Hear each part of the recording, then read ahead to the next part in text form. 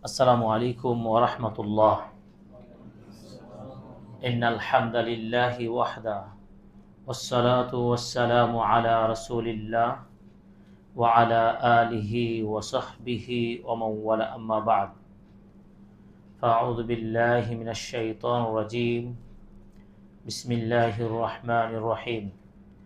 ওয়ালতাকুম মিনকুম উম্মাতুন ইয়াদউনা ইলাল খায়র ওয়া ইয়া'মুরুনা বিল মা'রুফি ওয়া ইয়ানহাউনা 'আনিল মুনকার وَأُولَئِكَ هُمُ الْمُفْلِحُونَ. وقال النبي صلى الله عليه وسلم: من رأى منكم منكرا فليغير بيده فإن لم يستطع فبلسانه فإن لم يستطع فبقلبه وذلك أضعف الإيمان. وقال تعالى: قد أفلح من زكاها وقد خاب من دساها. وقال النبي صلى الله عليه وسلم: ألا وإن في الجسد مضغة إذا صلحت صلح الجسد كله وإذا فسدت فسد الجسد كله ألا وهي القلب. رواه البخاري ومسلم. যাবতীয় প্রশংসা আদায় করছি একমাত্র আল্লাহ সুবহানাহু ওয়া তাআলার জন্য, যে রব্বুল আলামিন আজকের ডিএস ইসলামিক দাওয়া সেন্টার উত্তরা ঢাকা সাপ্তাহিক জুমাবার আজকের ইলমি হালাকায় যে রব্বুল আলামিন আমাদেরকে সুস্থ রেখেছেন, এই জন্য শুকর আদায় করি আলহামদুলিল্লাহ। দরুদ ও সালাম বর্ষিত হোক প্রিয় নবী মুহাম্মদুর রাসূলুল্লাহ সাল্লাল্লাহু আলাইহি সাল্লামের প্রতি। উপস্থিত আজকের হালাকার আলোচনার বিষয় আল্লাহর পথে দাওয়াত এবং দায়ীদের বৈশিষ্ট্য ও গুণাবলী, সেই সাথে আত্মশুদ্ধির জীবনের সফলতার চাবিকাঠি। এসব বিষয়গুলো নিয়ে খুবই সংক্ষিপ্ত পরিসরে তথ্যবহুল আলোচনা উপস্থাপন করার প্রয়াস পাবো ইনশাআল্লাহ বিইজনিল্লাহ। শুরুতেই দুঃখ প্রকাশ করছি আপনাদের সাথে উপস্থিত হতে বিলম্ব হয়েছে। গাড়ির রাস্তাঘাট সম্পর্কে তো সবার ঢাকা জানা, তো সেই পরিবেশের আজকে সম্মুখীন, যার কারণে একটু বিলম্ব হয়েছে। তারপরে যে সুস্থভাবে আপনাদের সাথে হাজির হতে পেরেছি, এই জন্য আল্লাহ শুকর আদায় করছি আলহামদুলিল্লাহ। প্রথমত যে বিষয়টি বলবো, আল্লাহর পথে দাওয়া। এই দাওয়া বলতে কি বুঝি? দাওয়া শব্দটি আরবি। এই শব্দটির অর্থই হলো আদাল, সঠিক পথে পরিচালিত করা। আরবি শব্দ আদাল। পরিভাষায় বলা হচ্ছে, শেখ আলী মাহফুজ রাহিমাহুল্লাহ বলছেন, হাসুন নাসি আলাল খায়রি, মানুষকে ভালো পথে এবং সত্য এবং হেদায়েতের পথে উৎসাহ দেওয়া, আহ্বান জানানো। হাসুন নাসি আলাল খায়রি ওয়াল হুদা। আরো উৎসাহ দেওয়া কোন বিষয়ে? ওয়াল আমরি বিল মা'রুফ ওয়ান নাহি আনিল মুনকার, ভালো কাজে আদেশ দেওয়া, মন্দ কাজ থেকে মানুষকে বিরত রাখা। এই সব কিছু বিষয়ের প্রতি মানুষকে উজ্জীবিত করা, মানুষকে আহ্বান জানানো, এটি হলো কি দাওয়া। যাতে করে দিন এবং দুনিয়া, ইহজগৎ পরজগৎ উভয় জগতের সফলতা অর্জন করা যায়। শাইখুল ইসলাম ইমাম ইবনে তাইমিয়া রাহিমাহুল্লাহ 788 হিজরিতে মৃত্যুবরণ করেছেন। তিনি এর সংজ্ঞায় বলেছেন, আদ-দাওয়া ইলাল্লাহ, আল্লাহর দিকে আহ্বান জানানো মানে হচ্ছে আল্লাহর ঈমানের দিকে আহ্বান জানানো। সেই সাথে নবী রাসূলগণ যে সংবাদ দিয়েছেন, যে দাওয়াতি মিশন নিয়ে এসেছিলেন, সেই নবী রাসূলগণকে বিশ্বাস করা, তাদের মানহাজ অনুযায়ী মানুষকে সেই দিকে আহ্বান জানানো, এইভাবে ঈমানের যত শাখা প্রশাখা রয়েছে এসব বিষয়ে মানুষকে ডাকা, আহ্বান জানানো, এটি হচ্ছে কি দাওয়া।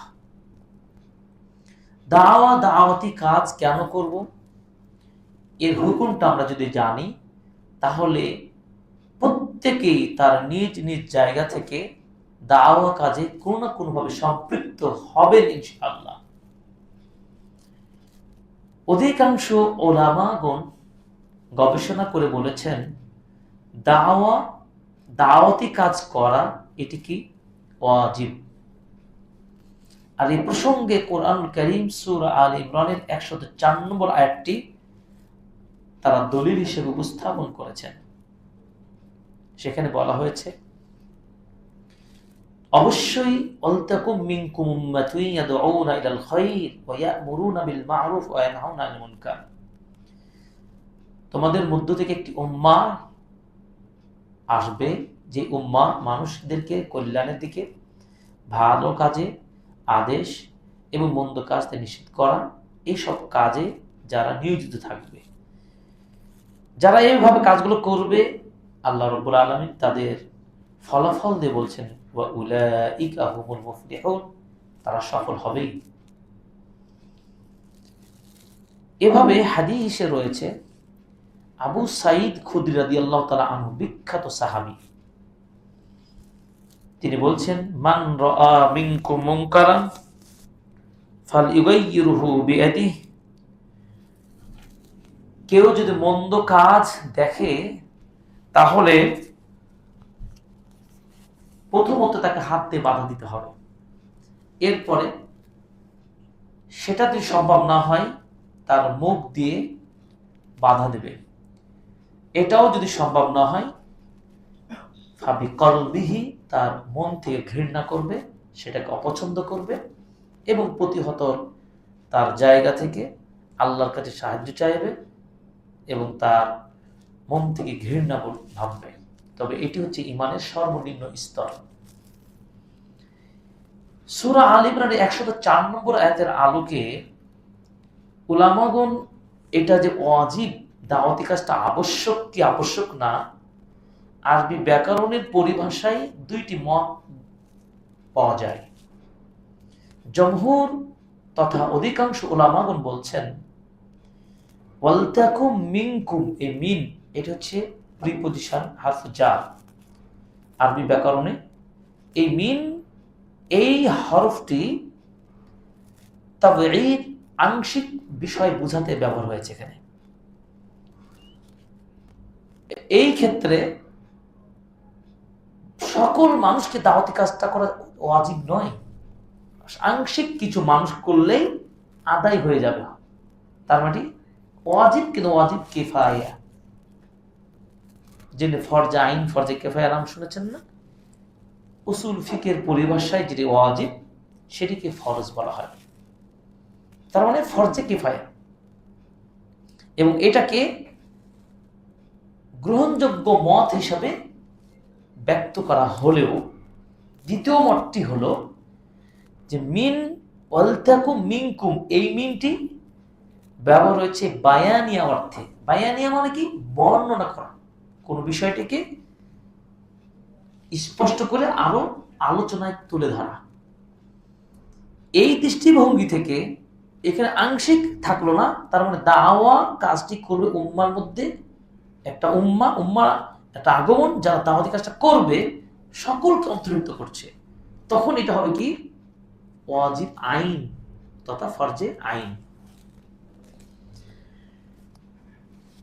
সমাধান কি? শেখ বিন বাজ রাহিমাহুল্লাহ সহ উলামাদিগণ কয়েকটি কন্ডিশন ভিত্তিক এটি কখনো ফরজে কিফায়া, ফরজে আইন এটি ঘটতে পারে। সামগ্রিকভাবে যেসব জায়গাগুলো দাওয়াতি কাজ করা ওয়াজিব পর্যায়ে, যেমন একটি এলাকা বা দেশের প্রধান, একটি অঞ্চল এলাকা ভিত্তিক, সিটি কেন্দ্রিক বিভিন্ন এলাকার নেতা আমির থাকে না, তাদের উপরে সেই এলাকার তার অধীনস্থ ব্যক্তির দাওয়াতি কাজ করা কি ওয়াজিব। 2, সুলতান রাষ্ট্রপ্রধান প্রশাসক হিসেবে যিনি থাকবেন তাকে তার অধীনস্থদের এলাকায় তার অধীনস্থ ব্যক্তিদের মাঝে দাওয়াতি কাজ করা ওয়াজিব। এমন জায়গায় 3 নম্বর, যেখানে দাওয়াতি কাজ প্রচার করবে তেমন প্রশিক্ষণ প্রাপ্ত কেউ নেই, সে জায়গায় হয়তো আপনি আছেন বা আমি আছি, জানা মানুষ, তার উচিত হবে ওই ব্যক্তির উপর তখন ওই এলাকায় দাওয়া কাজটি করা কি ওয়াজিব হয়ে যায়। বিশেষ করে শেখ আব্দুল আজিজ বিন বাজ রাহিমাহুল্লাহ তিনি বলছেন যে বর্তমান সময়ে অবস্থাটা এমন হয়েছে, চতুর্দিকে মুনকারাতে ছড়িয়ে পড়েছে, কাসরাতুল মুনকারাত, প্রচুর অন্যায় এবং খারাপ দুর্ঘটনাপূর্ণ পরিবেশ এবং মূর্খতা, অজ্ঞতা সমাজকে রন্দে রন্দে বিভিন্ন ভাবে ঘিরে বসেছে। এমন মুহূর্তটা আমরা অবজার্ভ করছি।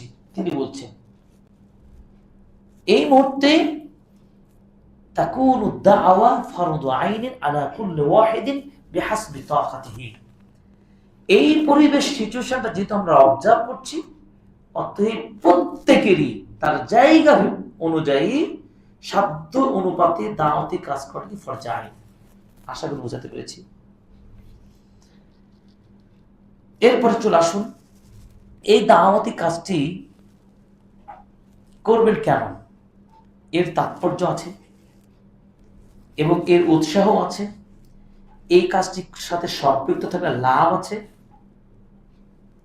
তো কোরআনুল কারীম হাদিস থেকে আমরা যদি একটু গবেষণা করি, দাওয়া কাজের তাৎপর্য এবং এর ফলাফল অনেক বেশি। তার একটি আয়াত সূরা ফুসসিলাত 33 নম্বর, আউযু বিল্লাহি মিনাশ শাইতানির রাজিম, ওয়া মান আহসানু কাওলাম মিম্মান দাআ ইলাল্লাহি ওয়া আমিলা সালিহাও ওয়া ক্বালা ইন্নানি মিনাল মুসলিমিন। তার চাইতে উত্তম আহ্বানকারী কে হতে পারে, তার বাণীর চাইতে ভালো সুন্দর হতে পারে কথা, যে ব্যক্তিটা স্রেফ আল্লাহর পথে আল্লাহর বাণীর দিকে মানুষকে আহ্বান জানায়। তাহলে যিনি দায়ী হবেন, আহ্বানকারী হবেন, তিনি কোন বাণীর দিকে মানুষকে ডাকে? ইলা কালামিল্লাহ, ইলা তাওহীদ, ইলা ইসলাম।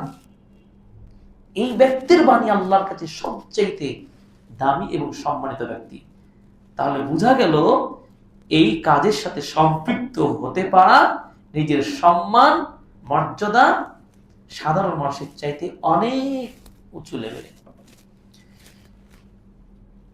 এরপর আসি আরেকটি আয়াত, 108 নম্বর আয়াত সূরা ইউসুফ। আল্লাহ পাক বলেন, কুল হাদিহি সাবিলি আদউ ইলাল্লাহি আলা বাসীরাতিন আনা ওয়া মান ইত্তাবা'আনি ওয়া সুবহানাল্লাহি ওয়া মা আনা মিনাল মুশরিকিন। হে নবী, আপনি বলুন এটাই আমার পথ এবং এই পথেই মানুষকে আল্লাহর দিকে আহ্বান জানাই। আলা বাসীরাতিন, বাসীরা ভিত্তিতে, বাসীরা মানে কি? চাক্ষুষ জ্ঞান, ইলম অনুযায়ী দাওয়াত দিই। এই দাওয়াতটি সাধারণ দাওয়াত নয়। এক্ষেত্রে দাওয়াত দিতে হবে কিভাবে, এজন্য এই বইটা 50টি মানহাজ আছে। খুবই গুরুত্বপূর্ণ একটা বই এবং এটি হচ্ছে মসজিদে নববীর ইমাম খতিব ডক্টর আলী আল হুযাইফি হাফিজাহুল্লাহ, আমাদের প্রিয় ওস্তাদ।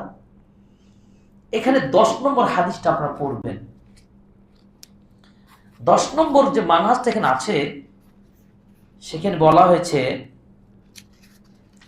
তাআল্লুমুল ইলমি ক্বাবলা দাওয়াতি ইলাল্লাহ, আল্লাহর পথে দাওয়াত দেওয়ার আগে জ্ঞান অর্জন করা। এই হাদিসটি, এই মানহাজ আমাদের শিক্ষা দেয় দাওয়াত কাজ করতে হলে তাকে ইলম থাকতে হবে। তো কোরআনে নবীকেও আল্লাহ নির্দেশ দিচ্ছেন, আপনি বলুন যে আমি এই পথেই মানুষকে দাওয়াত দিচ্ছি, সেটা জ্ঞান রেখে, তার ইলম অর্জন করে, আমি এবং আমার অনুসারী যারা রয়েছে আমরা এই পথেই চলব। সেটি ছিল তার পথ ইসলাম। শাইখ ইবনে বাজ রাহিমাহুল্লাহ তিনি বলছেন, আন্না নবী সাল্লাল্লাহু আলাইহি ওয়াসাল্লাম ইয়াদউ আলা বাসীরাতিন, নবী সাল্লাল্লাহু আলাইহি ওয়াসাল্লাম বাসীরার উপরে ভিত্তি করে তিনি দাওয়াত দিতেন। ওয়া আন্না আতবাআহু কাযালিক, তেমনি ভাবে তার সাহাবীগণ রাসূল সাল্লাল্লাহু আলাইহি ওয়াসাল্লামের মতো করে দাওয়াত দিতেন, হিকমা এবং ইলম সম্পন্ন হয়ে। এই কথাই বোঝা যায় যে দাওয়াত কাজের ফজিলত তাৎপর্য কত বেশি। আল বাসীরা এই শব্দটিকে বিশ্লেষণ করলে বলা যায় হিয়াল ইলমু বিমা ইয়াদউ ইলাইহি ওয়া ইয়ানহি আনহু ওয়া ফি হাদা শারাফুন লাহু। বাসীরা হচ্ছে এমন ইলম যে ইলম তাকে সেই দিকে আহ্বান জানায়, এবং এমন ইলম যা তাকে অকল্যাণকর ক্ষতির দিক থেকে তাকে বিরত রাখে, এবং ইলম তার এইটা সম্মান, এই মর্যাদাকে বাড়িয়ে দেয়। 3 নম্বর দলিল হচ্ছে খুবই গুরুত্বপূর্ণ একটি হাদিস, এটা আপনাদের মুখস্থ করা সম্ভব, সহজ একটি হাদিস, মনে রাখবেন। কারণ আমরা একটা দাওয়া, একটা প্রশিক্ষণ নিচ্ছি, একটা বিষয় আলোচনা হলো, সেখান থেকে কিছু যদি আপনি তথ্য সংগ্রহ করে অন্যের কাছে অ্যাপ্লাই করতে পারেন, তাহলে আপনার আজকে সেমিনার হালাকা শুনে সার্থক হবে ইনশাআল্লাহ।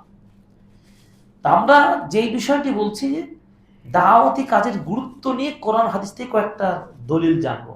তার 3 নম্বর দলিলটা কি? হাদিস মান দাল্লা আলা খায়রিন, সবাই বলেন তোমার সাথে, মান দাল্লা আলা খায়রিন ফালাহু মিসলু আজরি ফাইলিহি।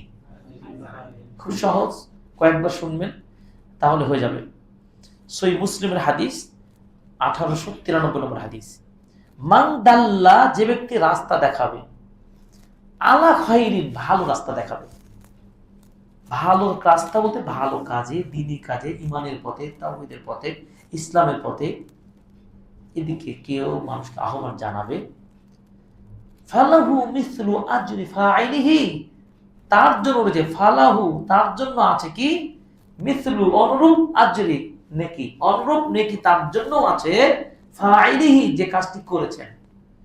আমি দাওয়া কাজটি করে যে সওয়াবটা পাবো, আমার দেখে অন্যকে শেখানোর ফলে তিনিও সমপরিমাণ সওয়াবটা পাবেন।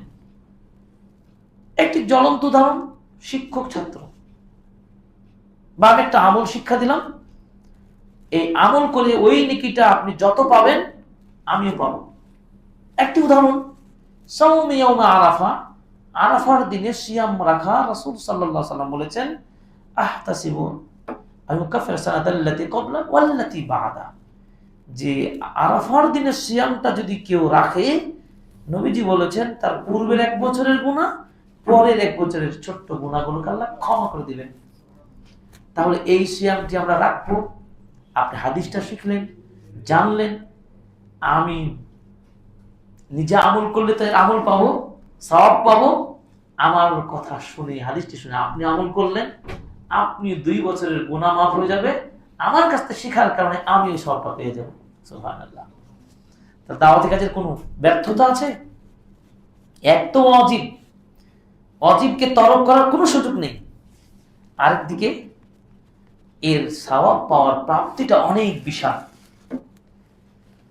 4 নম্বর হলো মান দাআ ইলা হুদান, কেউ যদি ভালো কাজের দিকে কাউকে ডাকে, কানা লাহু মিনাল আজরি মিসলু উজুরি মান তাবিআহু, একই কথা ওই ব্যক্তি কাউকে কোনো ভালো কাজ জানানো, ভালো আমলের কথা, ভালো বিষয়ে জানানো, এর ফলে সেই ব্যক্তি অনুসরণ করে যিনি আমল করবেন, উভয় ব্যক্তি সমপূর্ণ সওয়াব পাবেন। কোনোভাবে একজন অপরজনের কমে দেওয়া হবে না। আপনি সিয়ামটি রাখার ফলে আপনি যতটুকু সওয়াব পাবেন, আমি আপনাকে এই আমলে উদ্বুদ্ধ করার কারণে আমিও সমপরিমাণ সওয়াব পাবো। এক্ষেত্রে আপনার আমল থেকে কমই আমাকে তা দেওয়া হবে না। আল্লাহর দিলে কি কমে যাবে? কমবে না। এভাবে কেউ যদি মন্দ কাজে কাউকে ডাকে, খারাপ কাজে, গুনাহের পথে, মুনকারাতের পথে, তাহলে ওই পাপটা করে যত সওয়াব হবে, তেমনি ভাবে যার অনুসরণ করে করা হয়েছে, যার প্রতি উদ্বুদ্ধ হয়ে করেছে, সমপরিমাণ পাপ তাকেও বোঝা বহন করতে হবে, কোনোভাবে কমানো হবে না। 5 নম্বর হলো, আলী রাদিয়াল্লাহু তাআলা আনহুকে নবীজি ডাক দিয়ে বললেন, ফাওয়াল্লাহি লা আইয়াহদিয়াল্লাহু বিকা রাজুলান ওয়াহিদান খায়রুল লাকা মিন আন ইয়াকুন লাকা হুমরুন নাম। বুখারী মুসলিম।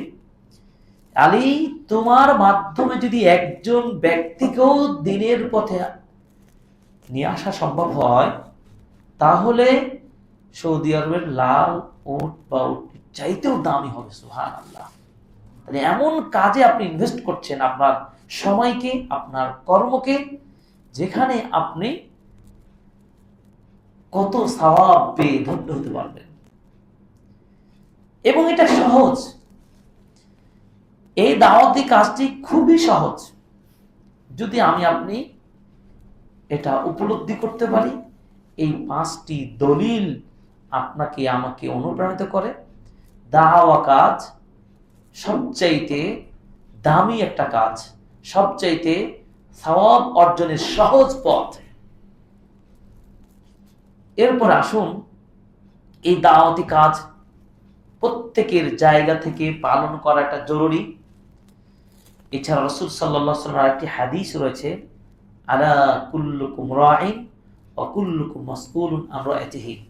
তোমরা প্রত্যেকেই রাখাল তথা তোমরা প্রত্যেকেই দায়িত্বশীল। প্রত্যেকের জায়গা থেকে তার দায়িত্ব সম্পর্কে আল্লাহ তাআলা প্রশ্ন করবেন। আমি কতটুকু কাজ করেছি, আপনি কতটুকু করেছেন। সাধারণ বিষয়গুলো এই জন্য দ্বীনের বেসিক ইলম অর্জন করা প্রত্যেকটা মুসলিম নর-নারীর উপরে ফরজ করে দেওয়া হয়েছে, যাতে করে প্রত্যেকে তার নিজ নিজ জায়গা থেকে পরবর্তী প্রজন্মকে এবং তার সমাজে, তার পরিবারে বসবাসযোগ্য যারা অবস্থান করেন তাদেরকে দ্বীনের দিকে ডাকতে পারে। তালাবুল ইলমি ফারিদাতুন আলা কুল্লি মুসলিম। এবং এই শিক্ষাটাকে এত গুরুত্ব দিয়ে আল্লাহ ওহীর প্রথম বাণীটা ইকরা দিয়ে শুরু করেছেন। এবার আসি, এই দাওয়াতি কাজটি যারা করবেন তাদের মধ্যে কিছু কোয়ালিটি থাকতে হবে, কিছু বৈশিষ্ট্য ধারণ করতে হবে। শুধু মুখে বললেই হবে না যে আমি একজন দায়ী, আমি দ্বীনের একজন কর্মী। এর পিছনে কিছু মৌলিক মূলনীতি থাকা লাগবে, কিছু বৈশিষ্ট্য থাকা প্রয়োজন। তার প্রথমটাই হচ্ছে, ব্যক্তিকে আগে ইলম অর্জন করতে হবে। জেনে বুঝে ইলম হাসিল করে এরপর দাওয়াত কাজ করতে হবে। তার কারণ এর বাস্তবতা দেখেন, এই 10 নম্বর হাদিসটি যেটা বলছিলাম, সে হাদিসটির শুধু সারমর্মটা বলবো। মালিক ইবনে হুয়াইরিস রাদিয়াল্লাহু তাআলা আনহু তিনি বলছেন যে, আতাইনা নবী সাল্লাল্লাহু আলাইহি ওয়াসাল্লাম, আমরা রাসূলের কাছে আসলাম, ওয়া নাহনু শাবাবাতুন মুতাকারিবুন, আমরা বেশ কয়েকজন যুবক প্রায় সমবয়সী ছিলাম। এই যে আপনারা দেখছেন বেশ সমবয়সী যুবক তরুণরা বসেছেন। ফাখামনা ইনদাহু 20 লাইলাতান, আমরা সেখানে রাসূলের কাছে অবস্থান করলাম কতদিন? 20 রাত, মানে 20 দিন অবস্থান করলাম। এরপরে আল্লাহর নবী অনুমান করলেন, বুঝতে পারলেন যে আমাদের পরিবারের কাছে যাওয়ার দরকার, আমরা কষ্ট পাচ্ছি, এটি প্রিয় নবী বুঝতে পারলেন। ফলে ওয়াসাআলানা আম্মান তারাকনা ফি আহলিনা, আল্লাহর নবী জিজ্ঞাসাই করে বসলেন আমাদেরকে, তোমরা তোমাদের বাড়ির পরিবারের পরিজনকে রেখে এসেছো, তাই না? কত অত্যন্ত বিচক্ষণতা এবং কত হৃদয় মানে নরম প্রকৃতির প্রিয় নবীর আদর্শ। দীর্ঘ 20 দিন এই যুবকরা দিন শিখলো আমার কাছে। তাদের তো পরিবার পরিজন আছে, খাওয়া দাওয়া দেখাশোনা, পরিবারের একজন দায়িত্বশীল যুবকের যেটা থাকে। তারা জবাব বললেন, সত্যি বলেছেন আল্লাহ নবী, আমাদের তো বেশ 20 দিন হয়ে গেল, আমাদের পরিবার সংসার ইত্যাদি আছে। তখন রাসূল সাল্লাল্লাহু আলাইহি সাল্লামের ব্যাপারে বলেছে কানা ফীকুম রাহিমা শব্দ আসছে। তখন নবীজির ভাষ্যটা শুনেন, ইরজিউ ইলা আহলিকুম, এই যাও তোমরা তোমাদের পরিবারের কাছে ফিরে যাও। ফাআল্লিমুহুম ওয়া মুরুহুম, তোমরা তাদেরকে শিক্ষা দাও, তাদেরকে ভালো ভালো আমলগুলো, সৎ যোগ্য কাজগুলো নির্দেশ দিবা। এবং তিনি আরো একটু পরিষ্কার করে বললেন, অন্তত পক্ষে স্পষ্ট করে বললেন, সালাতের বিষয়ে অন্তত পক্ষে তোমরা ঠিক সেইভাবেই বাড়িতে গিয়ে তোমরা সালাত আদায় করবে যেভাবে আমাকে দেখেছো। সাল্লু কামা রাআইতুমুস সাল্লি। আজকে পেলেন তো এই হাদিসটি, তার পটভূমিটাও জানতে পারলেন, হাদিসটাও জানলেন। এটি হচ্ছে সহিহ বুখারীর 631 নম্বর হাদিস। মনে রাখবেন, এই রেফারেন্সটা মনে রাখবেন। মালিক বিন হুয়াইরিস রাদিয়াল্লাহু তাআলা আনহু বর্ণনাকৃত এই হাদিসটি 631 নম্বর হাদিস, যেখানে নবীজি বলেছেন তোমরা ঠিক সেভাবে সালাত আদায় করো যেভাবে আমাকে দেখেছো। এরপরে আরো কয়েকটা মাসআলার ধারণা দিলেন। বিদায়ী লগ্নে দেখেন নবীজির উপদেশ বাণীগুলো ছিল কেমন। যা শিখেছো সেটা প্রচার করবা, সেটা শিখাবা। আমরা যখন মদিনা বিশ্ববিদ্যালয়ে পড়তাম তখন সেখানকার ওস্তাদগণ এটাই বলতেন, এটাই মিশন এবং মিশন। সৌদি আরবের ইসলাম ইউনিভার্সিটি অফ মদিনা এটাই তাদের মিশন ভিশন। বিশ্বের বিভিন্ন প্রান্ত থেকে স্টুডেন্টদেরকে স্কলারশিপ দিয়ে, দিন শিক্ষা দিয়ে তারা তাদের ভূখণ্ডে ফিরে গিয়ে এই সঠিক দিনের দাওয়াতটা ছড়িয়ে দেবে। দেখছেন তারা নবীদের ধারাবাহিকতা রক্ষা করছেন কিভাবে। আমাদের উস্তাদ বলেও দিয়েছেন যে তোমরা দেশে ফিরে যাও, তোমাদের এলাকায় শিরক বেদাত কুফরের বিরুদ্ধে, বাতিলের বিরুদ্ধে তোমরা তোমাদের তাওহীদি দাওয়াতটা যে চলমান থাকে। আল্লাহ আমাদেরকে কবুল করুন, আমিন। তো বিদায়ী লগ্নে নবীজি আরেকটা মাসআলা শিক্ষা দিলেন, ওয়াইদা হাদারাতিস সালাহ, যখন সালাত নামাজের সময় হয়ে যাবে, ফালিওয়াদ্দিন লাকুম আহাদুকুম, তখন তোমাদের মধ্যে থেকে একজন যেন আযান দেয়।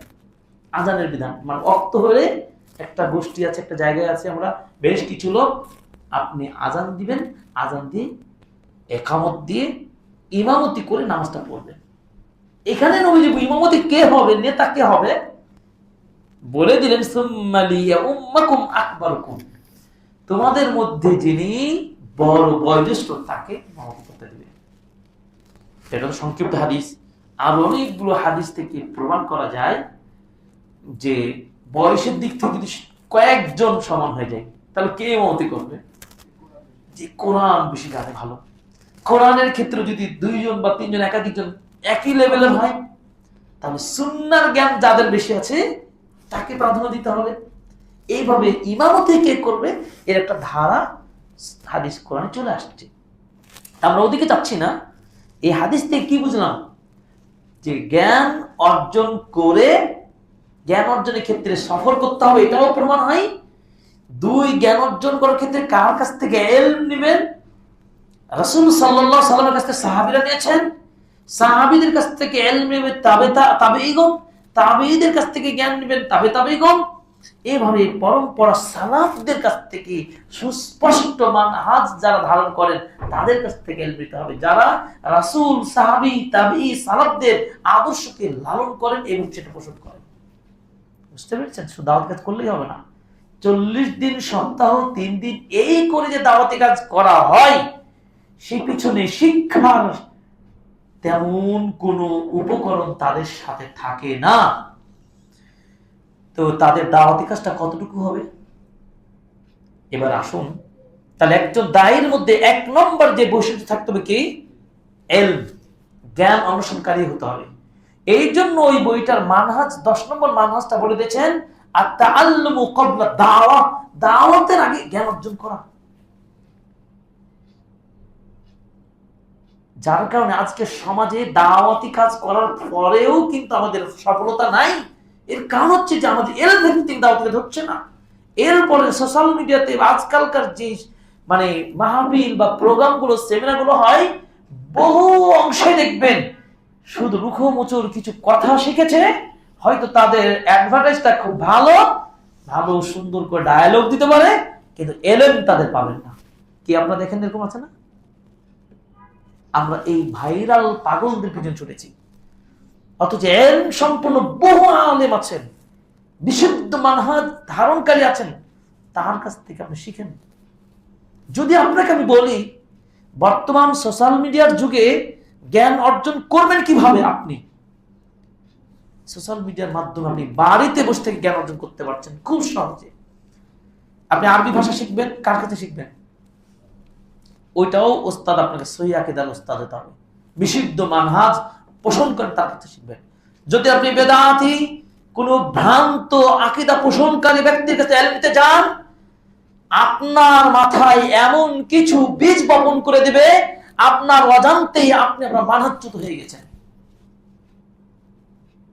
অতএব ইবনে সিরিন রাহিমাহুল্লাহ তিনি বলেছেন, আগে দেখো তুমি কার কাছ থেকে নিচ্ছ।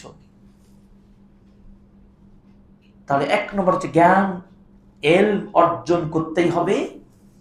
এই জন্য আল্লাহ তাআলা বলেছেন সূরা মুহাম্মদের 19 নম্বর আয়াতে, ফাআলাম আন্নাহু লা ইলাহা ইল্লাল্লাহ ওয়াস্তাগফির লিযামবিক।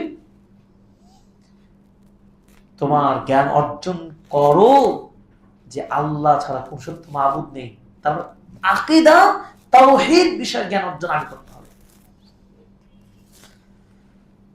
এরপর তুমি রবের কাছে ক্ষমা চাও।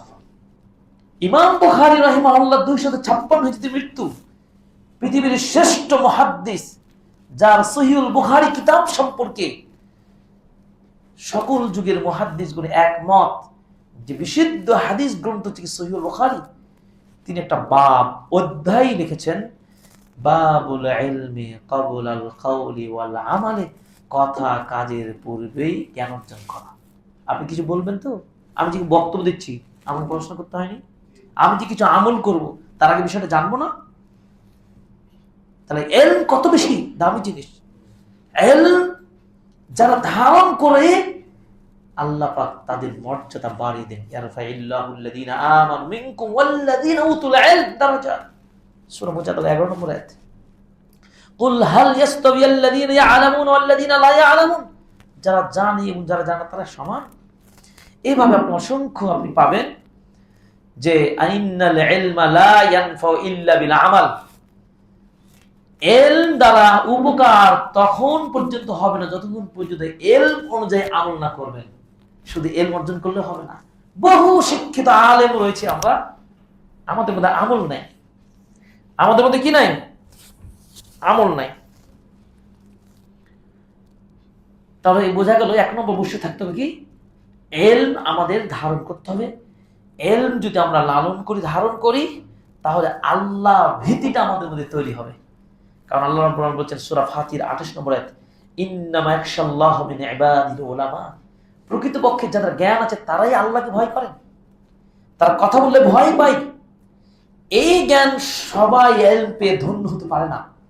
রাসূলুল্লাহ সাল্লাল্লাহু আলাইহি ওয়াসাল্লাম বলেছেন, মান ইউরিদিল্লাহু বিহি খায়রান ফাকাহু ফিদ-দীন, যার কল্যাণ চান তাকেই আল্লাহ রাব্বুল আলামিন এই দ্বীনের জ্ঞান দিয়ে ধন্য করেন। দেখবেন না, আমরা মাদ্রাসায় যখন পড়েছি অনেক বাবা সন্তানরা পড়েছেন, কত মানুষ, কত বন্ধু আমাদের ছিলেন যারা আজ তারা ইলমের সাথে নাই। সবাইকে আল্লাহ এই পথে কবুল করে নাই। সেটা অনেক কারণ থাকতে পারে, এটাই তো কবুলিয়াত। কেউ ব্যবসা চলে গেছে, কেউ হয়তো শ্রমজীবী, কেউ কৃষিজীবী, কেউ এক একজন এক এক কাজে চলে গেছে, কিন্তু ইলমের সাথে সম্পৃক্ত নাই। এবারে বহু আলেম পাবেন, তারা হয়তো পড়াশোনা করেছেন কিন্তু জ্ঞান চর্চা এবং দাওয়ার কাজে তারা নেই। তারা তাকে এভাবে আল্লাহ কবুল করে নাই। কে উপকার ইলম দ্বারা পাবে এটি আল্লাহ তাআলাই জানেন একমাত্র। কিন্তু তাই বলে আমরা বসে থাকতে পারি না, আমাদেরকে চাইতে হবে, সে পথে রান করতে হবে, ইনশাআল্লাহ আল্লাহ তাআলা দিবেন।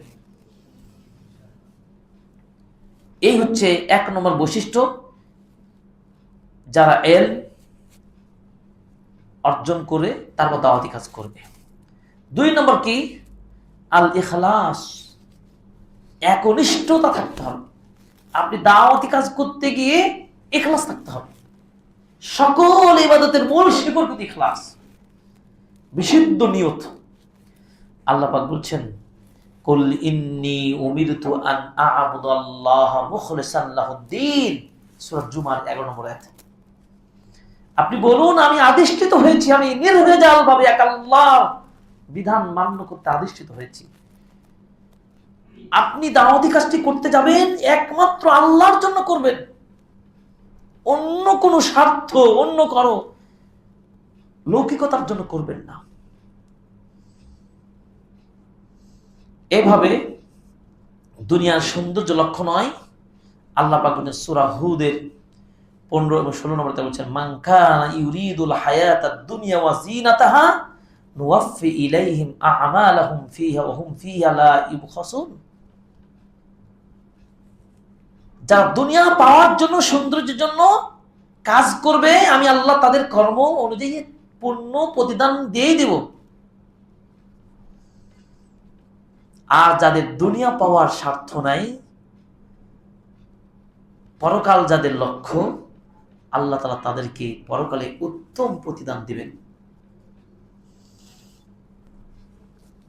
এই জন্য সহিহুল বুখারীর প্রথম হাদিসটি ওমর ইবনে খাত্তাব রাদিয়াল্লাহু তাআলা আনহু থেকে বর্ণিত। তিনি বলছেন, রাসূলুল্লাহ সাল্লাল্লাহু আলাইহি ওয়াসাল্লাম বলেছেন, ইন্নামাল আ'মালু বিন্নিয়াত, সকল কাজ বিশুদ্ধ নিয়তের উপর নির্ভরশীল। এই জন্য আরব দেশের শাইখরা আমাদের বারবার বলতেন, আখলিস নিয়াতাক, তোমার নিয়তটাকে ফ্রেশ করো, বিশুদ্ধ করো। আরব দেশে এসেছো, ইলম নেওয়ার মন মানসিকতা তৈরি করো একমাত্র আল্লাহকে খুশি করার জন্য। ঠিক আপনারা এই হালাকায় বসেছেন একটি উদ্দেশ্য, আপনিও তো 10 জনের মতো,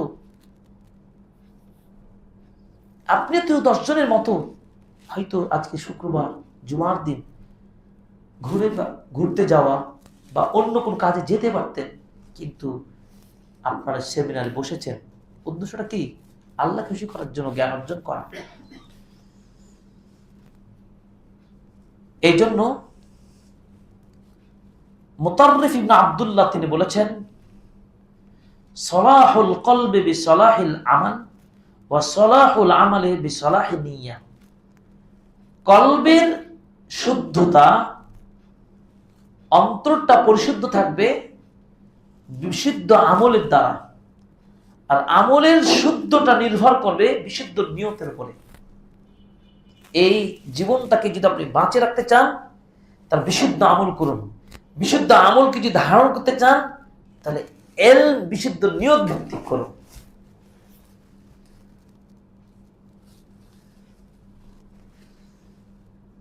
এই জন্য আব্দুল মুবারক রাহিমাহুল্লাহ বলেছেন, রুব্বা আমালিন সগীরিন তুআদ্দিবুন নিয়্যা ওয়া রুব্বা আমালিন কাবীরিন তুসাগ্গিরুন নিয়্যা। বহু মানুষ আছে, তারা নিয়তটাকে অনেক বড় করে আমল অনুযায়ী, আবার বহু মানুষ এমন আছে যে আমলটাকে বড় করে, নিয়তটাকে ছোট করে। তা আগে হচ্ছে নিয়তটা ঠিক থাকতে হবে। যদি কেউ, আবু সুলাইমান বলছেন, তুবা, সুসংবাদ তার জন্যই যে তার আমলের কর্মপ্রধিকে একমাত্র আল্লাহ ছাড়া অন্য কারোর জন্য করে না, তার জন্য সুসংবাদ। এবং এই আমলটা করতে যাবে, ইখলাসটার বাস্তব প্রমাণ হচ্ছে কি? সূরাতুশ শুআরার 109 নম্বর আয়াত আল্লাহ পাক বলছেন নূহ আলাইহিস সালাম সম্পর্কে। নূহ নবী বলতেন, ওয়ামা আসআলুকুম আলাইহি মিন আজরিন ইন আজরিয়া ইল্লা আলা রাব্বিল আলামিন। আমি তোমাদের কাছে কোনো প্রতিদান চাই না। 950 বছর দাওয়াতি কাজ করেছেন কে? ইসলামের প্রথম নবী ও রাসূল নূহ আলাইহিস সালাম। আদম আলাইহিস সালাম রাসূল ছিলেন, তিনি নবী ছিলেন। আল ফারকু বাইনান নবী ওয়া রাসূল, নবী ও রাসূলের মধ্যে পার্থক্য কি কেউ জানেন? জি, যার উপরে কিতাব নাজিল হয়েছে তিনি হচ্ছেন কি রাসূল প্লাস নবী। যিনি নবী তিনি রাসূল নন, কিন্তু যিনি রাসূল তিনি নবী। আরো পার্থক্য আছে, এটা মৌলিক। তাহলে কারো প্রতিদান পাওয়ার লক্ষ্যে কাজ করবেন, আমি আল্লাহর জন্য করছি, এরকম অনেক আপনি দায়ীদেরকে পাবেন। যদি এই বৈশিষ্ট্যগুলো নিয়ে দাওয়াতি কাজ করতে পারে, তাহলে ওই দায়ীর দাওয়া বরকতপূর্ণ হবে, কবুলযোগ্য হবে এবং বাস্তব প্রতিফলন তিনি তার সমাজে দাওয়াতি কাজের ফলাফল দেখতে পাবেন। এই জন্য মসজিদে নববী রিয়াসা আদ-দীনিয়া এই দাওয়া প্রকল্পের একজন প্রধান ছিলেন। আমরা যখন সেখানে দায়ী হিসেবে কাজ করেছি, তখন বহির্বিশ্বের মানুষদেরকে, ভিজিটরদেরকে একটা জিনিস নিশ্চিত করতেন যে বিশ্বের মাঝে সবচেয়ে দ্বন্দ্ব ফাসাদ একটা কারণ, সেটা কি? ইলম না থাকা আর জাহালাত থাকার কারণে যত কিছু সমস্যা। এই যে দেখুন, হাদিসের ভাষ্যগুলো যদি একটু আমাদের মুসলিম ভাই এবং ওলামাগণ যাদেরকে বলছি, তারা যদি একটু আলা বাসীরাতিনের ভিত্তিতে দাওয়াতি কাজ করতেন, তাহলে সুন্নাহ আজকে উজ্জীবিত হতো। সুন্নাহ আজকে এতটাই অসহায় অবস্থায় রয়েছে যে সুন্নাহকে নিজের পকেটের মতো করে আমরা স্বার্থের মতো করে পালন করছি, যখন যেটা ততটুকু নিব না। তাফসীর ইবনে কাসির আমি দাস দিতে গিয়ে আমার ছাত্রদেরকে বলছিলাম যে গায়রিল মাগদুবি আলাইহিম ওয়ালাদ-দাল্লিন বললে আমিন বলতে হয়। হাদিস তখন রেফারেন্স নিয়ে আসা হচ্ছে মাদ্দা বিহা সাউতাহু। মাদ্দা মানে মদ বুঝি আমরা, মদ মানে টেনে টানা, মানে আওয়াজটা দীর্ঘ হবে, লম্বা হবে। এই শব্দগুলো কিভাবে ওই মাযহাবী প্রিয় ভাইরা অস্বীকার করবে? আবার বলছেন রফা বিহা সাউতাহু, আমিনের দ্বারা আওয়াজটা কি হতো? উঁচু হতো। আরেকটা হাদিস আসছে কি গম গম করতো আওয়াজে। আপনি যান তাদের মসজিদে নামাজ পড়তে গিয়ে আমরা দেখতে পাই, মানে নিজেই শোনে কিনা, পাশের যদি শুনতে পাবে না। আসলে হাদিসগুলো কিভাবে তারা অব্যাখ্যা করেছে। এভাবে কাতার সোজা করা তো অবশ্যই জরুরি, কাঁধে কাঁধ পায়ে পা মিলিয়ে কাতার সোজা করার একাধিক হাদিস রয়েছে। আমি তোমার ছাত্রদেরকে বললাম একটু খুঁজে দেখো তারা কোন হাদিসের ভিত্তিতে ফাঁকা রেখে নামাজ পড়ছে, একটা হাদিস আমাকে দেখাও।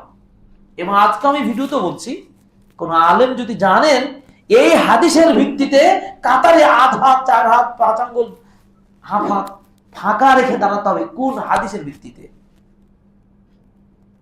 কোন হাদিসের ভিত্তিতে রাফা বিয়া সাউত করছেন না আমিন?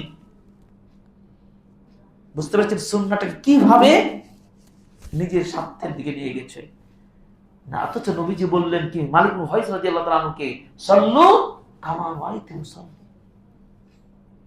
আবার দেখেন সালাতের অর্থ নিয়ে এমন পরিবর্তন করে, রমাদান মাস যখন আসে সাহারি খাওয়ার ফজরের নামাজে তারা আহলুস সুন্নাহ ওয়াল জামাআহ বিশুদ্ধ আকীদা পোষণকারী সেই মসজিদের ইমামগণ, সেই এলাকার মহল্লার লোকেরা যেই সময় যেভাবে নামাজ পড়ে রমাদান মাসে ওই বিদআতি বলেন আর ওই শ্রেণীর ভাইরা বলেন, তারাও তাদের সাথে এক হয়ে যায়, বরঞ্চ 2-4 মিনিট আগে পাল্লা আজান দেয়। এটি কি মামার ভাই লাড্ডু হয়ে গেল যে আপনি 1 মাসের জন্য আহলুস সুন্নাহ ওয়াল জামাতের সাথে ফজরের নামাজ পড়তে হবে, আর বাকি 11টা মাস আপনি এমন বেহায়ার মতো নামাজ শুরু করেছে যে ফজরের নামাজ যদি আপনি 20টা আয়াত পড়েন, একটু শুদ্ধভাবে পড়েন, সূর্য উঠতেই হবে। প্রমাণ থাকলে আপনারা চ্যালেঞ্জ করছি, দেখছেন দিনটাকে কিভাবে কাটছাট শুরু করেছে। তখন তার ফজরের তেলাওয়াত করে দেখবেন খুবই ছোট্ট তেলাওয়াত করবে। তবে ঢাকার দিককার কিছু মসজিদ মোটামুটি আপডেট আমার দৃষ্টিতে, একটু শিক্ষা বা শিক্ষিত মানুষের সংখ্যা আছে, একটু মোটামুটি কিছু জায়গায় যতগুলো আমার দেখা হয়েছে আপডেট আছে। কিন্তু আমাদের এই রাজধানীর বাইরে বিভাগে শহর বলেন আর অন্য এলাকায় বলেন, এই মাযহাবের দোহাই দিয়ে তারা কোন পর্যায়ে গেছে আপনি কল্পনা করতে পারবেন না। এই কথাগুলো বলেও আপনাদের বুঝতে চাচ্ছি দাওয়াতি কাজ করতে হবে কি হবে না? দাওয়াতি কাজ করতে হবে আপনাকে দলিল ভিত্তিক, ইখলাস ভিত্তিক। ক্লিয়ার? 3 নম্বর হচ্ছে কি আল মুতাবাআহ, অর্থাৎ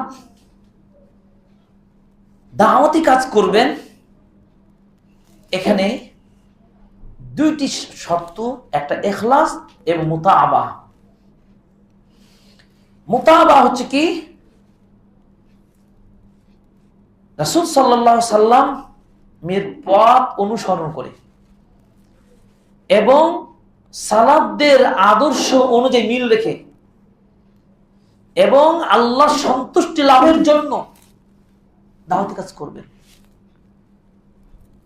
এর জন্য আল্লাহ রাব্বুল বলেছেন, ফামান কানা ইয়ারজু লিকা রাব্বি ফালইয়ামাল আমালান সালিহা, যে ব্যক্তি চাই রবের সাথে সাক্ষাৎ করতে সে যেন আমলে সালেহ করে থাকে। ওয়ালা আমালুস সালিহ ওয়ালা আমালুল মুওয়াফিক লিহাদিহি, আর আমলে সালেহটা হতেই হবে কি রাসূল সাল্লাল্লাহু আলাইহি ওয়াসাল্লামের দেখানো পথ ও পদ্ধতি অনুসরণ। ولهذا كان أئمة السلف رحمهم الله يجمعون هذين الأصلين أي الإخلاص والمتابعة। এই যে সালাফগণ এই দুইটা মূলনীতি রেখেই দাওয়াতি কাজ করতেন, ইখলাস এবং মুতাবাআহ।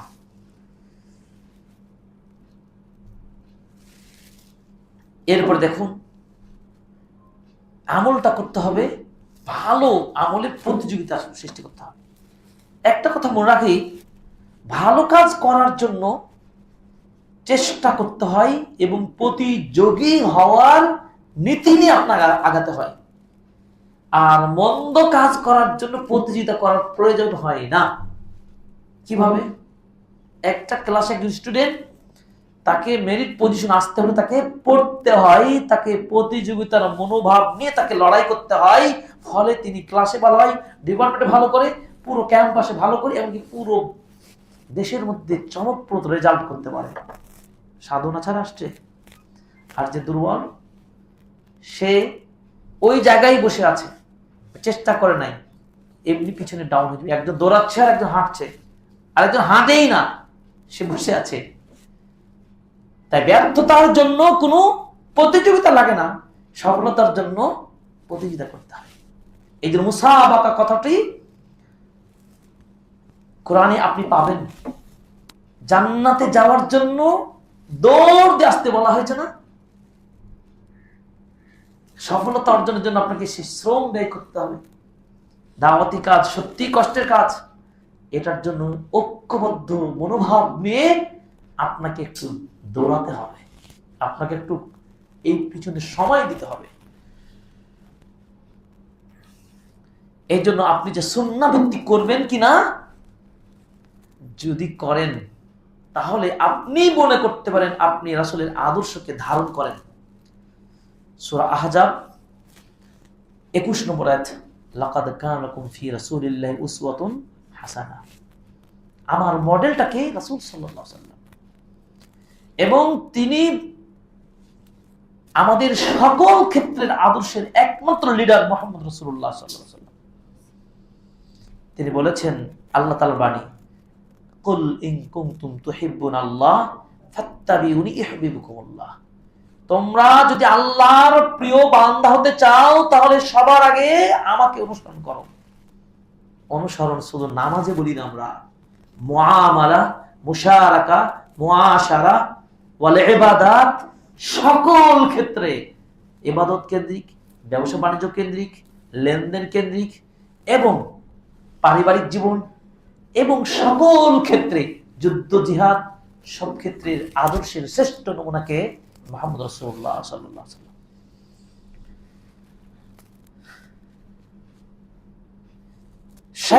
শাইখুনা ফাদিল ফাদিলত ডক্টর রবি ইবনে হাদি আল মাদখালি রাহিমাহুল্লাহ বলেন, হাল ইয়াজুজু লিদ-দুআতি ইলাল্লাহি ফি আইয়ি আসরিন মিনাল উসুর আল-উদুল আন মানহাজিল আমবিয়া ফি দাওয়া ইলাল্লাহ। আল্লাহর পথে দাওয়াত দেওয়ার ক্ষেত্রে দায়ীদের জন্য কি জায়েজ রয়েছে যে নবী রাসূলদের মানহাজ বহির্ভূত ভাবে দাওয়াতি কাজ করা? অবশ্যই দাওয়াতটা হতে হবে নবী ও রাসূলদের দেখানো পথ ও পদ্ধতি অনুযায়ী। কি ব্যাপার পড়ছে কেন?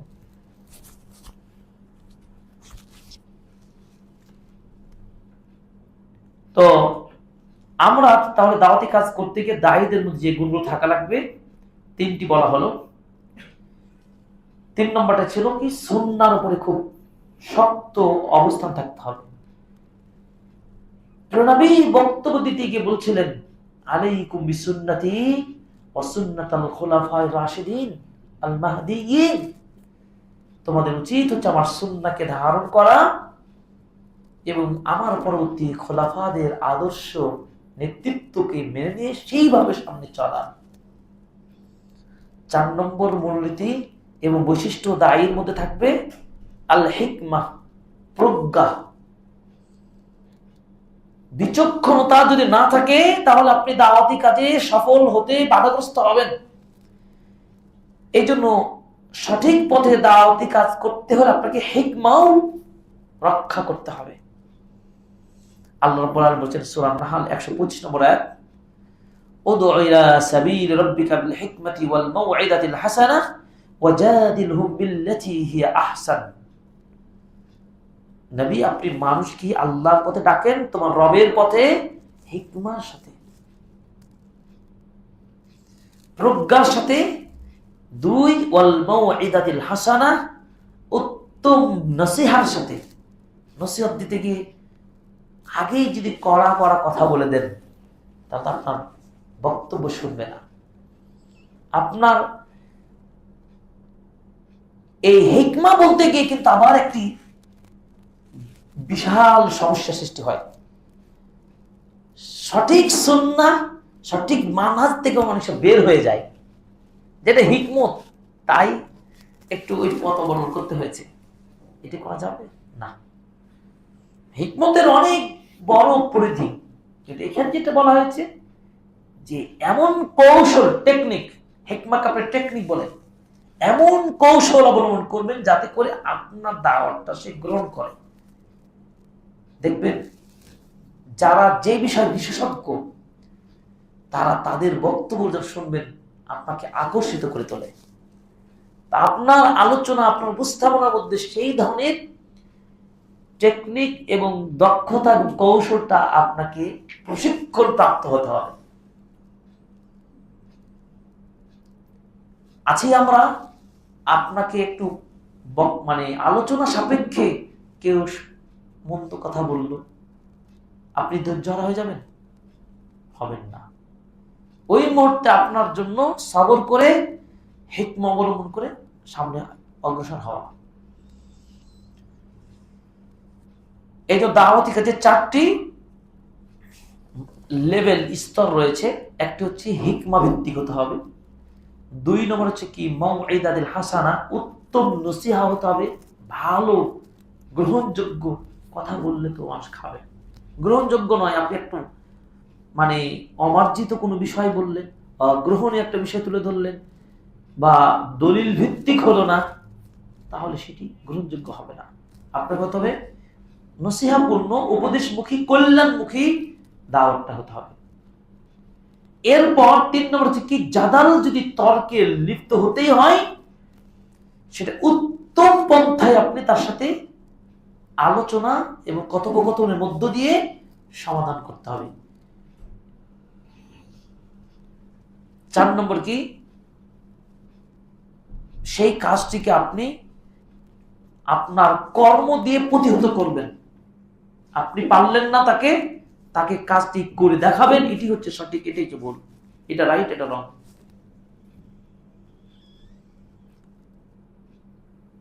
5 নম্বর হচ্ছে আর রিফকু ওয়াল হিলমু, কোমল হতে হবে, নরম স্বভাবের এবং অত্যন্ত সহনশীল হতে হবে। একজন দায়ী ব্যক্তির জন্য জরুরি হচ্ছে এই গুণটা অর্জন করা, তাকে অত্যন্ত বিনয়ী এবং প্রশস্ত আত্মা এবং সহনশীলতার বৈশিষ্ট্য অর্জন করতে হবে। এই জন্য সূরা আল ইমরানের 159 নম্বর আয়াতে আল্লাহ রাসূল সাল্লাল্লাহু আলাইহি সাল্লামকে কেন্দ্র করে বলা হচ্ছে, ফাবিমা রাহমাতিন মিনাল্লাহ লিনতা লাহুম ওয়ালাউ কুনতা ফাদ্দান গলিদাল কলব লানফাদ্দু মিন হাওলিক। নবী, আপনি যদি দয়া অনুগ্রহকারী না হতেন, সুন্দর সুমিষ্ট এবং গ্রহণযোগ্য কথা এবং সুন্দর আচরণ যদি ধারণকারী না হতেন, তাহলে আপনার কষ্ট কর্কশ কথা শুনে আপনার পাশের মানুষেরা কেউ থাকতো না, সবাই ছেড়ে চলে যেত। দেখেছি তো বাস্তব। আজকে দাওয়াতি কাজ আমাদের কত সহজ, আর সেই সময় নবীর যুগে দাওয়াত কত কঠিন। নিজ বাড়ি এলাকা সব ছেড়ে চলে যেতে হয়েছে কাফেরদের নির্যাতনে, এবং নির্যাতিত হয়েছে একাধিকবার। কিন্তু তিনি তার কোমল হৃদয়ে এবং তার ধৈর্যচ্যুত হননি। এই জন্য আল্লাহ তাআলা বলছেন, ওয়াশাবিরহুম ফিল আমরে, তোমরা এই সব কাজগুলো করতে গিয়েও পরামর্শ করতে হবে। পরামর্শ ভিত্তিক কাজ করা, এটি হচ্ছে মূলনীতি। আল্লাহ রাব্বুল আলামিন বলছেন, নরম ভাষায় যে দাওয়াত দিবেন, কোমল প্রকৃতির হবেন, সে কথা আগেই মুসা নবীকে আল্লাহ শিক্ষা দিয়েছিলেন। ইযহাবা ইলা ফিরআউনা ইন্নাহু তাগা ফাকুলা লাহু কাওলান লায়্যিনান লাআল্লাহু ইয়াতাযাক্কারু আও ইয়াখশা। মুসা এবং হারুন, তোমরা যাও ফিরআউনের কাছে, নিশ্চয়ই আন্নাহু তাগা, সে স্বৈরাচার, সে জালেম, সে গুনাহগার, পাপাচারী, তার উপর তোমরা দুই ভাই যাও। রাষ্ট্রীয় তাদের ক্ষমতা, ফেরাউন কত শক্তিশালী। এবং ফাকুলালা, তোমরা দুই ভাই তাদের সাথে কথা বলবে, কাওলান লায়্যিনান, নরম কথা বলবে। গরম কথা বললে হবে? নরম কথা বলতে হবে। এবং এই নরম কথা, আমার কথা মনে রাখতে হবে, নরমের মধ্যে আমার কিন্তু মানহাজ্যুত হওয়া যাবে না, এটা মনে রাখতে হবে। নরম থাকবে মানে আদবের সাথে। সে যেই ব্যক্তি হোক, ফেরাউনের চাইতে শক্তিশালী আর লোক পৃথিবীতে কেউ আছে? মানে উদাহরণ দেওয়ার মতো, সে যে আসলে যে বিশাল এবং সবচেয়ে সীমালঙ্ঘনের চূড়ান্ত পর্যায়ের ব্যক্তি ছিল, বিধায় তো আল্লাহ তার জ্বলন্ত শাস্তি দিয়েছেন, এবং দৃষ্টান্ত হিসেবে তার আল্লাহ তারা কি বডি, এই স্ট্রাকচারটা আমরা দেখে শিক্ষা নিতে পারি। তো নম্র ভাষায় কথা বলতে হবে। যেমন ইন্নার রিফকা লা ইয়াকুনু ফি শাই ইল্লা জানা, নরম প্রকৃতি এই স্বভাবটা মানুষের সৌন্দর্যটাই বৃদ্ধি করে। ধরেন আমাকে কেউ বকা দিল, আমিও তার প্রত্যুত্তর খুব আরো লাউডলি দিলাম। এই উপস্থিত দর্শক আমাকে বলবে, একজন ইসলামিক স্পিকার কিভাবে তো এই স্বভাবে হতে পারে? তাকে হয়তো বকা দেওয়া হলো, কিন্তু তিনিও তার চেয়ে বেশি উত্তেজিত হয়ে গেল। কেউ ভালো বলবে? বরঞ্চ আমার মন্দই হিসাবেই আমাকে আখ্যায়িত করবে, ইনিও ভালো না, এই লোকটা ভালো না, বা এই স্পিকার চলবে না। নবীজি বলছেন যে দয়া নম্রশীল হওয়াটাই তার সৌন্দর্যকে বৃদ্ধি করে।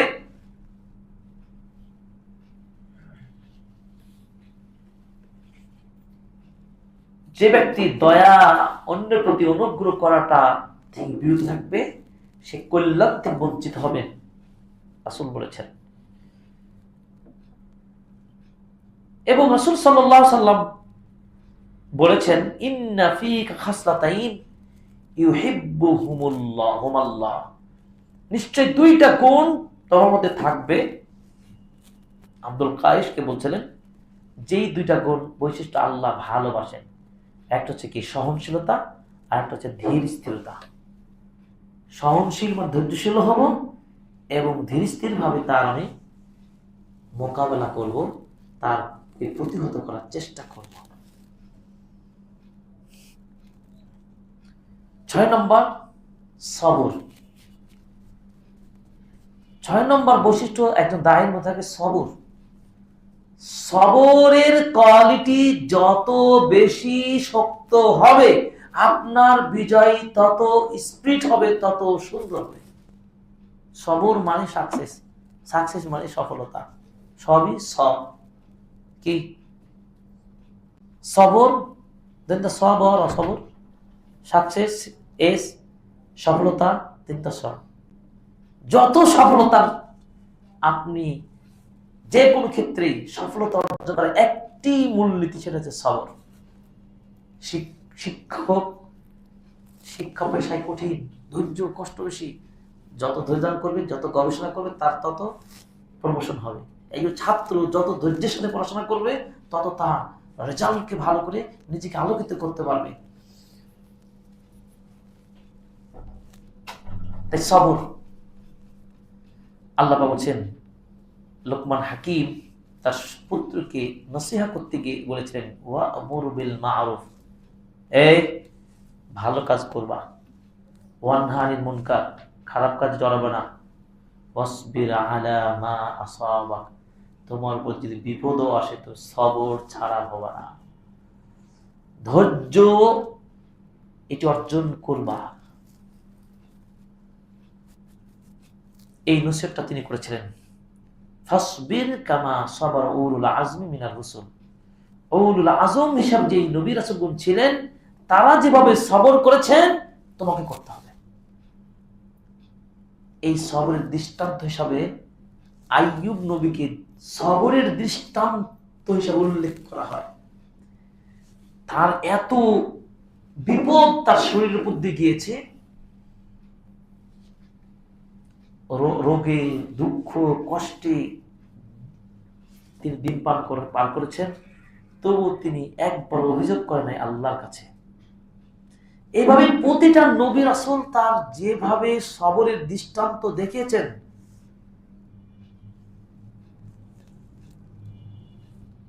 ইসমাইল আলাইহিস সালামকে যখন কুরবানি করার জন্য বাবার সাথে আলোচনা হচ্ছে, তখন ইসমাইল নবী কি বলেছিলেন? সাতাজিদুনি ইনশাআল্লাহু মিনাস সাবিরিন, আশা করি তুমি আমাকে সবরকারী পাবে না, আমি অধৈর্য হব না, পালিয়ে যাব না। এই সবর থাকার কারণে তো তাদেরকে আল্লাহ বিজয় দান করলেন, এবং এই বিজয়টা আজও পর্যন্ত কি কুরবানি আমরা সেই তখন থেকে আল্লাহ আমাদেরকে দিয়ে দিয়েছেন। এটা এত বড় গিফট। হয়তো কোনদিন গরুর গোশত জবাই করে পরিপূর্ণ একটা গরু জবাই করা, অত একটা খাসি বা বকরি জবাই করে গোশত খাওয়ার সবার সৌভাগ্য হয় না, হয়। কিন্তু আল্লাহ তাআলা বছরে একটা ইবাদত দিয়ে দিয়েছেন, আর্থিক ইবাদত। যাদের অন্তর্লোকে সামর্থ্য আছে, সে যেন কুরবানি করে, এবং এই কুরবানির মাধ্যমে আল্লাহর সন্তুষ্টি অর্জন হয়। অন্যদিকে এইগুলো রিজিক হিসেবে আল্লাহ আমাদের হালাল করে দিয়েছেন। সুবহানাল্লাহ। আল্লাহ বলেছেন, ওয়াস্তাইনু বিস-সাবরি ওয়াস-সালাহ, তোমরা সাহায্য চাও আল্লাহর কাছে কি? সবর এবং সালাতের মাধ্যমে। ইয়া আইয়ুহাল্লাযীনা আমানু ইসবিরু ওয়া সাবিরু ওয়া রাবিতু ওয়াত্তাকুল্লাহা লাআল্লাকুম তুফলিহুন। সূরা আলে ইমরান 2:00। কত? 200 নম্বর আয়াত। হে বান্দারা, তোমরা নিজে ধৈর্য ধারণ করো, পরস্পর ধৈর্য ধারণ করো, তোমরা তোমাদের কাজে এবং তোমাদের পাহারায় অটল থাকো, আল্লাহকে ভয় করো, তোমরা বিজয় হবে। এই সবরের বিষয়ে অনেকগুলো হাদিস রয়েছে। মনে রাখবেন, ইন্না আজমাল জাযা মা আজমিল বালা, যত বালা মুসিবত বিপদ পরীক্ষা যত হার্ড হবে, তত বেশি প্রতিদানটা তত বড় পাবে। আমরা ছাত্র যারা ছিলাম বা আছি, দেখেন যত কষ্ট করে পড়বেন তত আনন্দ পাওয়া যায়। সাময়িক কষ্ট হবে, কিন্তু আনন্দ কিন্তু কম না, অনেক বড় আনন্দ। এরপরে 7 নম্বর যে বৈশিষ্ট্য থাকতে হবে, আত-তাহাল্লি বিল আখলাকিল ফাদিলা, দায়ী ব্যক্তিকে নিজেকে তার আখলাকে উন্নত হতে হবে। আমাকে চিনবেন আমার পোশাক দেখে, আমার কথা শুনে, যে সত্যি আমি ভালো বলি কিনা, আমার পোশাকগুলো এলোমেলো কিনা, পোশাকগুলো ঠিক আছে কিনা, আমার চালচলন আচরণগুলো সবচেয়ে ভালো হতে হবে। কারণ আপনি তো সেখানে মডেল, যাকে আপনি ডাকছেন, একজন মদখোর, গাঁজাখোর, একজন মাদকাসক্তি আসক্ত ব্যক্তিকে আপনি দিনের পথে নিয়ে আসবেন, আপনার আদর্শ দিকে প্রভাবিত হবে। এই জন্য প্রিয় নবী সাল্লাল্লাহু আলাইহি সাল্লামের বিইসা, তার আগমনের মূল লক্ষ্যটাই ছিল আদর্শটা মানুষের মধ্যে ছড়িয়ে দেওয়া।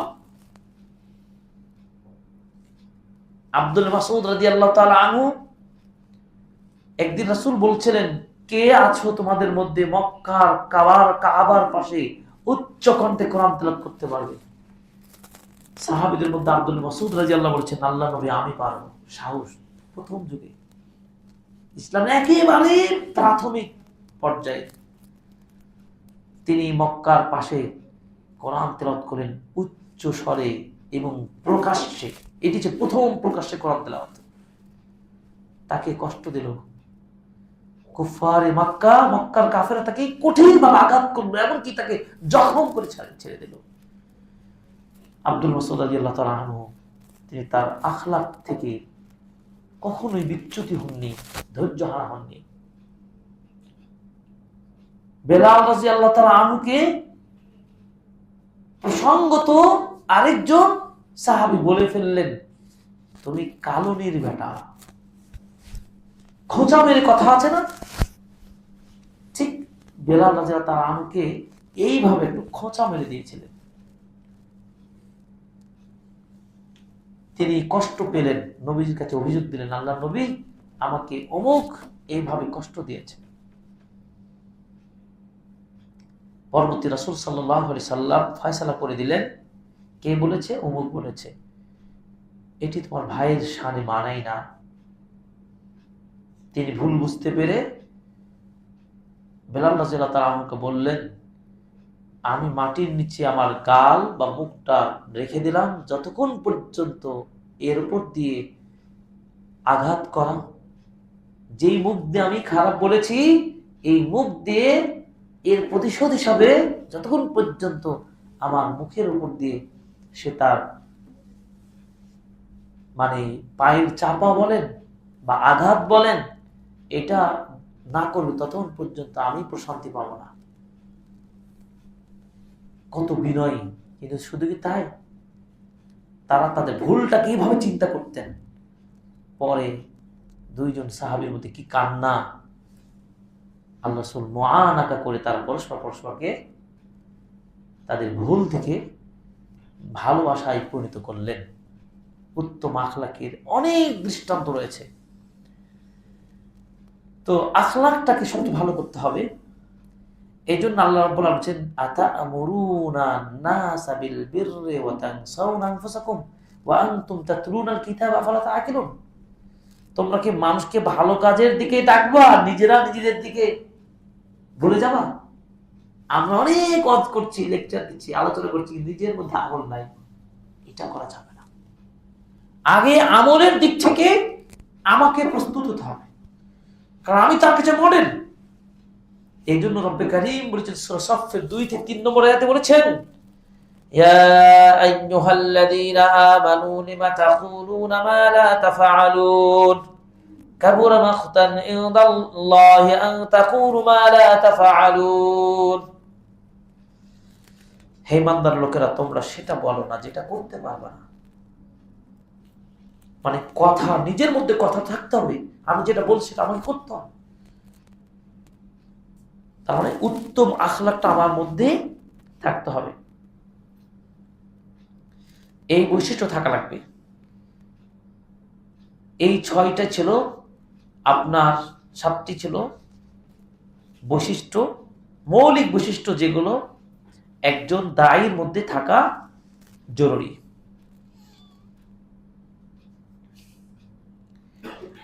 আরো অনেকগুলো আছে, তো এগুলো মৌলিক। তারপরে তাওয়াক্কুল, ভরসা আল্লাহর প্রতি থাকতে হবে, তাকওয়াবান হতে হবে, অত্যন্ত বিনয়ী হতে হবে এবং কল্যাণমুখী হতে হবে। এই সব গুণগুলো আমরা অর্জন করার চেষ্টা করবো ইনশাআল্লাহ বিইজনিল্লাহ। এরপরে আমরা বলেছিলাম আরেকটু আলোচনা করব, সময় আছে তো নাকি? কয়টা তাজান? আচ্ছা আচ্ছা, তো আমরা একটা প্রথম অংশ আলোচনা করলাম। কি আলোচনা করলাম? দাওয়া কাকে বলে, দাওয়া হুকুম কি, এবং দাওয়া কাজের তাৎপর্য, ফজিলতটা কি, গুরুত্বটা কি। এরপর 4 নম্বর জানলাম একজন দায়ীর মধ্যে যে বৈশিষ্ট্যগুলো থাকা লাগবে। যেহেতু এতগুলো আলোচনা শুনলাম, এর জন্য আমাদের স্লোগানটা হবে এমন, ফাফআল মা তুমার, যা আপনি যা বললেন আমরা আজকে থেকেই আমাদের দাওয়াতি কাজটি চালু করে দেব ইনশাআল্লাহ। ইনশাআল্লাহ নিজের মধ্যে, নিজের পরিবারের মধ্যে, নিজের বন্ধুদের মধ্যে, নিজের আত্মীয়স্বজনের মধ্যে, নিজের প্রতিবেশীর মধ্যে ইনশাআল্লাহ সবাই যদি একটু এভাবে আমরা জাগ্রত হই, তাহলে আমার সমাজটা পরিবর্তন হবে ইনশাআল্লাহ। এই পর্যায়ে সবকিছু তো করলাম, মন ঠিক নাই, মন ঠিক করা লাগবে। আত্মাকে ওপেন সার্জারি করে যদি সম্ভব হতো তাহলে করতাম, কিন্তু এখন সম্ভব তো না। এমন ময়লা লেগে যাচ্ছে শরীরের মধ্যে, এই ময়লা দূর করবেন কিভাবে? এই ময়লা দূর করার উপায় কি? আল্লাহ রাব্বুল আলামিন কোরআনে এই ময়লার গুরুত্ব এবং সফলতা থাকা না থাকা বোঝাতে গিয়ে সূরাত শামসের 7টি আয়াতে তিনি শপথ করেছেন এই আত্মাটাকে পরিচ্ছন্ন রাখতে হবে। পরিচ্ছন্ন যদি না থাকি তাহলে আমি ব্যর্থ আত্মায় পরিণত হব। আর সেটি হচ্ছে কি? কল, আত্মশুদ্ধি। সব কিছুর মূলে আত্মশুদ্ধি থাকতে হবে। এই আত্মশুদ্ধি বোঝাতে গিয়ে একটা হাদিস বলবো, যে মনে করো আমি দায়ী হলাম, দায়ী সব গুণ আমার মধ্যে আছে, কিন্তু কিছু একটা প্রবলেম আমাদের মধ্যে আছে। নবীজি বলছেন, আলা ওয়া ইন্না ফিল জাসাদি মুযগাতান ইদা সালাহাত সালাহাল জাসাদু কুল্লু ওয়া ইদা ফাসাদাত ফাসাদাল জাসাদু কুল্লু আলা ওয়া হিয়াল কলব। তোমাদের দেহের মাঝে এমন একটা পার্ট আছে, যদি সেটা ঠিক থাকে পুরো দেহটা ভালো চলবে। তোমাদের দেহের ওই পার্টটা যদি কোনোভাবে নষ্ট হয়ে যায় তাহলে পুরো দেহের প্রত্যেকটা পার্ট অকেজ হয়ে যাবে। সেটি কি? নবীজি বলছেন, সাবধান, সেটা হচ্ছে অন্তর বা আত্মা। এই দেহের মাঝ থেকে যেদিন নিঃশ্বাসটা বন্ধ হয়ে যাবে, তখন আমার সুন্দর হাত, আমার সুন্দর চেহারা, আমার পা, আমার বডি, এত সুন্দর পোশাক কিচ্ছুই কাজে আসবে না। আল্লাহ রাব্বুল আলামিন বলেছেন, কদ আফলাহা মান যাক্কাহা ওয়া কদ খাবা মান দাসসাহা। সফল তো সেই যে যে নিজের আত্মাটাকে পরিশুদ্ধ করতে পারলো, ব্যর্থ তো সেই যে নিজের আত্মাটাকে ময়লায়, আবর্জনায়, পাপে ভরপুর করলো। তাহলে আমাদেরকে সত্যি যদি সফলময় জীবন গঠন করতে চাই, তো সবার আগে এই মনটাকে তো ঠিক রাখতে হবে নাকি? মন যদি না টিকে, যে ঢাকায় থাকবো না, কেউ ঢাকাতে পারবে? মনকে আগে স্থির করতে হবে এবং পরিচ্ছন্ন ভাবে আপনাকে এই আত্মা, যে পুরো দেহের কন্ট্রোল পাওয়ার, এই পাওয়ারটা ঠিক রাখতে হবে। কম্পিউটারে যদি কন্ট্রোল পাওয়ার ঠিক না থাকে, কোন সেটিংস, কোন কাজ ঠিক মতো সে সেবা দেবে না, এলোমেলো হয়ে ভেঙে যাবে। ঠিক দেহের মাঝে মন যদি ঠিক থাকে, তাহলে পুরো আপনার জার্নি সহজ হয়ে যাবে, সফল হবে ইনশাআল্লাহ। এই জন্য আত্মশুদ্ধির জন্য আমাদের যে কাজগুলো করতে হবে, 1 নম্বর কি? নিয়মিত মুহাসাবা, নিয়মিত আত্মপর্যালোচনা করতে হবে, আমি সহ আপনার সবাই। আল্লাহ পাক বলছেন, ওয়াল তানজুরু নাফসুম মা কদ্দামাত লিগাদ। আগামীতে কি কাজ আপনি করবেন ভাবেন, পুরো দিন আপনি কি করলেন, দিন শেষে আপনি প্ল্যান পরিকল্পনা অনুযায়ী কতটুকু সফল হলেন, ব্যর্থ হলেন, ভালো করলেন না মন্দ করলেন, এটা নিয়ে আপনি পর্যালোচনা করেন। এই জন্য তো ওমর রাদিয়াল্লাহু বলতেন, হাসিবু ক্বাবলা আন তুহাসাবু, হাসিবু আনফুসাকুম ক্বাবলা আন তুহাসাবু। তোমাদের হিসাব করার আগে নিজেরাই নিজেদের হিসাবটাকে করে দেখো যে আসলে আমি ঠিক আছি কিনা, আমার নিয়তের সাথে আমার কর্মের সাথে আমার বাস্তবতা মিল আছে কিনা, এই নিজেকে আগে যাচাই করো। তাহলে এক নম্বর হচ্ছে যে আত্মপ্রশুদ্ধি করার উপায় হলো কি, আত্মপর্যালোচনা করবেন, দৈনিক করবেন। যদি আমরা এই পর্যালোচনা করতে যা রিভিউ দিতে থাকেন, তাহলে আপনার প্রবলেমগুলো দেখবেন আপনার সামনে ভাসবে। এই প্রবলেমটাকে টার্গেট করে আপনি আগামী দিনে সেগুলোকে রিমুভ করবেন, যেন চলবে না, চেঞ্জ, পরিবর্তন করে ফেলতে হবে।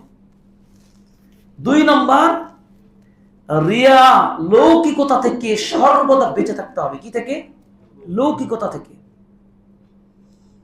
সোশ্যাল মিডিয়ার যুগে আমরা একটা বড় রোগে আক্রান্ত, যে নিজেকে আমরা প্রদর্শন করতেই চাই, কেবল খুলুসিয়াতটাকে আমরা কোন মূল্যায়ন করি না।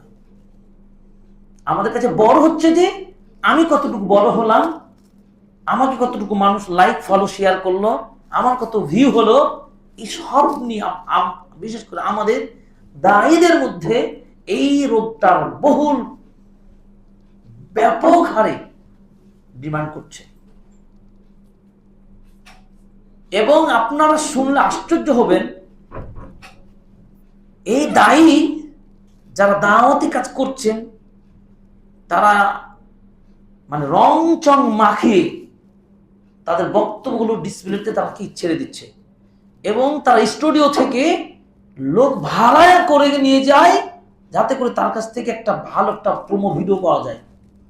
ওই ভিডিওতে আবার বুস্টিং করা হয়, করা যাবে কি যাবে না পরে যাচ্ছি, উদ্দেশ্যটা তার দেখেন।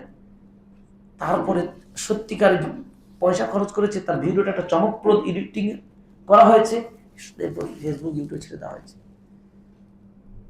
তখন আমরা ওই ভিউ এবং তার লাইক ফলোয়ার দেখে আমরা আসক্ত হয়ে বলি এটাই হচ্ছে সেরা হুজুর, এগিয়ে নিয়ে আসতে হবে। কিন্তু ওই জাহেলের কোনো এলেমও নাই, কিচ্ছু নাই। এবং টেলিভিশনে দেখবেন এরকম তরুণ, আমাদের বয়সের বলেন বা কাছাকাছি, এরকম অনেককে পাবেন সিরিয়াল ধরে যে এরা হচ্ছে টিভির আলোচক। আবার পোস্টারে লিখবে অমুক অমুক অমুক টিভির আলোচক। নাউজুবিল্লাহ, এটা 100% বলতে পারেন যে এটা তাদের মধ্যে 1% ইখলাস নেই। তার মানে বিজ্ঞ বিজ্ঞ মানে যুবক আলেম রয়েছে বাংলাদেশে, যাদের আপনি চেনেন না, কিন্তু তাদের মধ্যে এই লৌকিকতা নাই। তো এই হচ্ছে বর্তমান সমাজে দায়ীদের এই ত্রুটি মুক্ত হতে হবে। হ্যাঁ, আপনার লক্ষ লক্ষ ভিউ হতে পারে, প্রয়োজনে বুস্ট করেন, আরো সুন্দর করেন, কিন্তু মূল টার্গেটটা ঠিক রাখেন, ইখলাস, আল্লাহর জন্য করছি। যদি একজন মানুষও যদি আমার এই ভিডিওটা শুনে, আমার জুমার খুতবাটা শুনতো, আমার ভিডিওটা শুনে যদি আমার প্রতি তার ভালোবাসা তৈরি হয়, তাহলে দিনটা শিখবে, তাহলে করেন, সমস্যা নেই। আরব শাইখরাও বলছেন এই দিন প্রচারের মাধ্যম করেন। কিন্তু এর বিপরীতে আপনারা টিকটক নিয়ে ব্যস্ত হয়ে গেছেন, নিজে নিজে ভিডিও বানাচ্ছেন, নারী পুরুষ সর্বশ্রেণীর দেখবেন বহু মানুষ নিজেদের সৌন্দর্যকে নিজেরাই লাইভ করে ভিডিও এডিট করে, নারী পুরুষ সকলে এই টিকটকে ব্যস্ত হয়ে গেছে। বুঝতে পারছেন? তো আমি যে পয়েন্টে বলছিলাম আত্মশুদ্ধি করবেন, এই আত্মশুদ্ধির ক্ষেত্রে রিয়া, লোক মানে প্রদর্শন, এটা আপনাকে ছাড়তে হবে। রাসূল সাল্লাল্লাহু আলাইহি সাল্লাম বলছেন যে আমি আমার উম্মার লোকদের কাছে এটাই তো বেশি ভয় করি, লোক দেখানো কাজ। আর এই লোক দেখানো কাজটি এক পর্যায়ে কি হয়ে যায়, রিয়া, শিরকি পরিণত হয়ে যায়। 3 নম্বর, আত্মশুদ্ধি করবেন, নিয়মিত তওবা ইস্তেগফার করবেন। একটি মজলিসে বসে মিনিমাম 70 থেকে 100 বার আস্তাগফিরুল্লাহ বলবেন। নবীজি বলছেন ওয়াল্লাহি ইন্নী লা আস্তাগফিরুল্লাহ ওয়া আতুবু ইলাইহি ফিল ইয়াউমি আকসারা মিন 70 মাররা। আমি একবারেই বসে 70 এর ঊর্ধ্বে আল্লাহর কাছে ইস্তিগফারে তওবা পাঠ করি। কারণ আমাদের মধ্যে কোন পাশ দিয়ে, কোন কথায়, কোন কাজে আপনার ত্রুটি প্রবেশ করবে আপনি বুঝতেই পারবেন না, আপনার গুনাহ হয়ে যেতে পারে। আপনি এখানে বসে আছেন, এই বসে থাকতেও আপনি পাপ করতে পারেন, তারপরও ভুল হতে পারে। হয়তো আপনি চাননি, কিন্তু শয়তান তো আপনার পিছনে ওপেন ত্রুটি করার জন্য, ভুল করার জন্য, গুনাহ করার জন্য সে তার মতো কাজ করছে। দেখা যাচ্ছে আপনি মসজিদে বসে আছেন, কিন্তু কোনো নিয়তটা ঠিক নাই, জাস্ট বসার কাজ বসছি, দেখি জয়ের হুজুরকে একটু দেখবো, তাহলে কি হবে? কি হবে? তাহলে এখানে আপনার গুনাহ হয়ে গেল উল্টো। আপনি ইসলামী চেতনায় বিশ্বাসী হয়ে আপনি দেখাতে আসছেন, কিন্তু আসলে তা আপনার নিয়ম ঠিক নাই। 3-4 নম্বর হচ্ছে কি? জুহুদ হতে হবে। তারিকুদ দুনিয়া, দুনিয়ার বিমুখ হয়ে পরকালমুখী হতে হবে। ইজহাদ ফিদ দুনিয়া ইউহিব্বুকাল্লাহ। তুমি দুনিয়ার প্রতি অনুসক্ত হও, আল্লাহ তোমাকে ভালোবাসবে। 5 নম্বর, প্রচুর জিকির আজকার করবেন, বিশেষ করে কোরআন তেলাওয়াত প্রচুর করবেন। এই জায়গাতে প্রচুর ধরা খেয়ে গেছি আমরা, সত্যি না? কোরআন নিয়ে এত কোরআনের ক্লাস করছেন, এত কিছু শিখলেন, কোরআন পড়েছেন, খতম করেছেন, আর কোরআনটা পড়া হয় না। আল্লাহর কাছে তওবা করি আমরা সবাই যেন নিয়মিত কোরআন তেলাওয়াত করতে পারি ইনশাআল্লাহ। আল্লাহ তৌফিক দান করুন। আলা বিযিকরিল্লাহ তাতমাইন্নুল কুলুব, অন্তর প্রশান্তি হয়ে যায় এই আল্লাহ কালাম পড়ার মাধ্যমে, আল্লাহ জিকির করার মাধ্যমে। 6 নম্বর, সৎসঙ্গ ও নেক মানুষদের সাহচর্যে থাকবে। একজন বন্ধু খুব অল্প সময়ের মধ্যে প্রভাবিত হয়ে নষ্ট হয়ে যায় তার বন্ধুর প্রভাবে, এটা সত্য। এই জন্য আপনাকে সঙ্গী নির্বাচন করতে হবে যিনি আপনাকে দ্বীনের পথে নিয়ে যাবে, যিনি আপনাকে দ্বীন পালনে সহায়তা করবে। ওয়ারাজুলানি তাহাব্বা ফিল্লাহ ইজতামা আলাইহি ওয়া তাফাররাকা আলাইহি, ওই দুজন ব্যক্তি যারা আল্লাহকে খুশি করার জন্য এক বন্ধুত্ব হয়েছে, ওই আল্লাহর সন্তুষ্টির জন্যই তাদের মধ্যে আমলের ত্রুটি থাকা ঘটেছে, বিচ্ছিন্ন হয়ে গিয়েছে আল্লাহকে খুশি করার জন্য। এমন ভালোবাসা, এমন সম্পর্ক বিচ্ছিন্ন করা, আল্লাহ তাআলা বলছেন সেই দিন, রাসূলের হাদিস, আল্লাহ তাকে বিশেষ ছায়া দান করবেন। সুবহানাল্লাহ। 7 নম্বর, তাহাজ্জুদ, রাতের নামাজে অভ্যস্ত হতে হবে। গভীর রাতের অন্ধকারে তাহাজ্জুদ সালাতের যে সুন্দর মিষ্ট অনুভূতি পাওয়া কেবলমাত্র তিনিই পাবেন যিনি এই রাতের সালাতের অভ্যস্ত হয়ে যান। এই রাতের সালাতটা অভ্যস্ত কিভাবে হবেন? আজকেই শুরু করবেন ইনশাআল্লাহ। পারবেন তো? আমরা অন্তত পক্ষে কেউ রাত 11টা-12টার আগে ঘুমাই না, অক্ত হোক আর না হোক, আজকে থেকে শুরু করবেন। ওযু করে 2 রাকাত 4 রাকাত নামাজ পড়ে ঘুমাবেন। এটি হচ্ছে একটা সুন্নাহ, এটা সারা জীবন করবেন।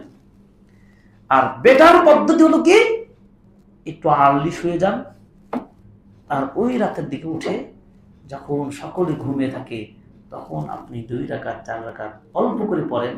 ফজরের ঠিক আগ মুহূর্তে উঠেন, 10 মিনিট আগে উঠে 2 রাকাত পড়েন। দেখবেন এর আনন্দ পেতে পেতে আপনি এমন ভক্ত হয়ে যাবেন যা কোনোদিন ছাড়তে চাইবেন না ইনশাআল্লাহ। এটি বাস্তবে বলছি আমরা। একদিনে যদি বলেন রাত 3টায় উঠতে হবে, আমাকে তাহাজ্জুদ পড়া লাগবে, 8 রাকাত 13 রাকাত পড়া লাগবে, তাহলে পারবেন না। কিন্তু ডোজটা হতো কি, আস্তে আস্তে ধীরে ধীরে দেখবেন যে আপনি অভ্যস্ত হয়ে যাবেন।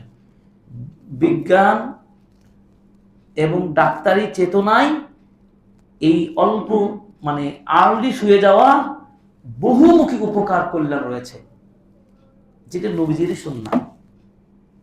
আমরা এটা যদি করি দেখবেন যে শেষ রাতে গভীরে আল্লাহ রাব্বুল আলামিন, হাদিস আছে, বান্দা যা চায় তাই দিবেন। সুবহানাল্লাহ। আমাদের টার্গেট তো চাওয়া, আমার সফলতা। তো সফল জীবন গঠন করতে চাচ্ছেন, তাহলে আপনি কেন কাজগুলো করবেন না? কুমিল লাইলা ইল্লা কলিলা। 8 নম্বর হচ্ছে কি?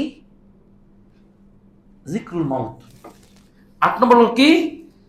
যিকরুল মাউত, মৃত্যুকে প্রচুর স্মরণ করবেন।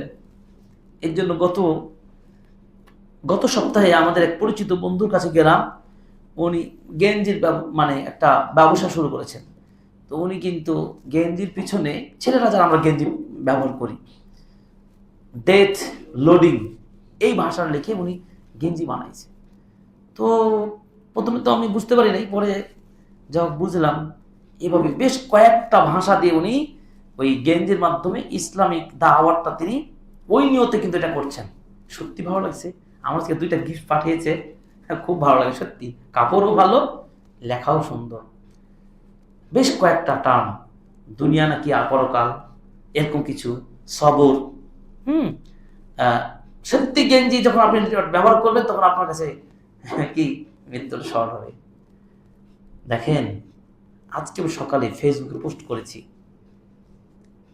ঘুম থেকে উঠে আল্লাহ আপনাকে ঘুম থেকে উঠে জীবিত রেখেছেন আজকে। এর মানে এই নয় যে আপনি গতকালকে যে পাপ করেছেন সেই পাপটাকে আজকে আপনি পূর্ণাঙ্গ মানে পূর্ণ করবেন, এই জন্য সুযোগ দেননি। বুঝতে পারেন নাই? গতকালকে একটা টানা মুভি দেখেছেন, মুভি দেখা খুব সবের কাজ, তাই না? বা ধরেন যে আজকে গেমস চলছে, একেবারে ইমান ধ্বংসকারী গেমটা খেলতে খেলতে খেলতে একটা পর্যায়ে গিয়ে হয়তো আর ধৈর্য কোলায়নি, আপনি শেষ দিয়ে ঘুমিয়ে গেছেন।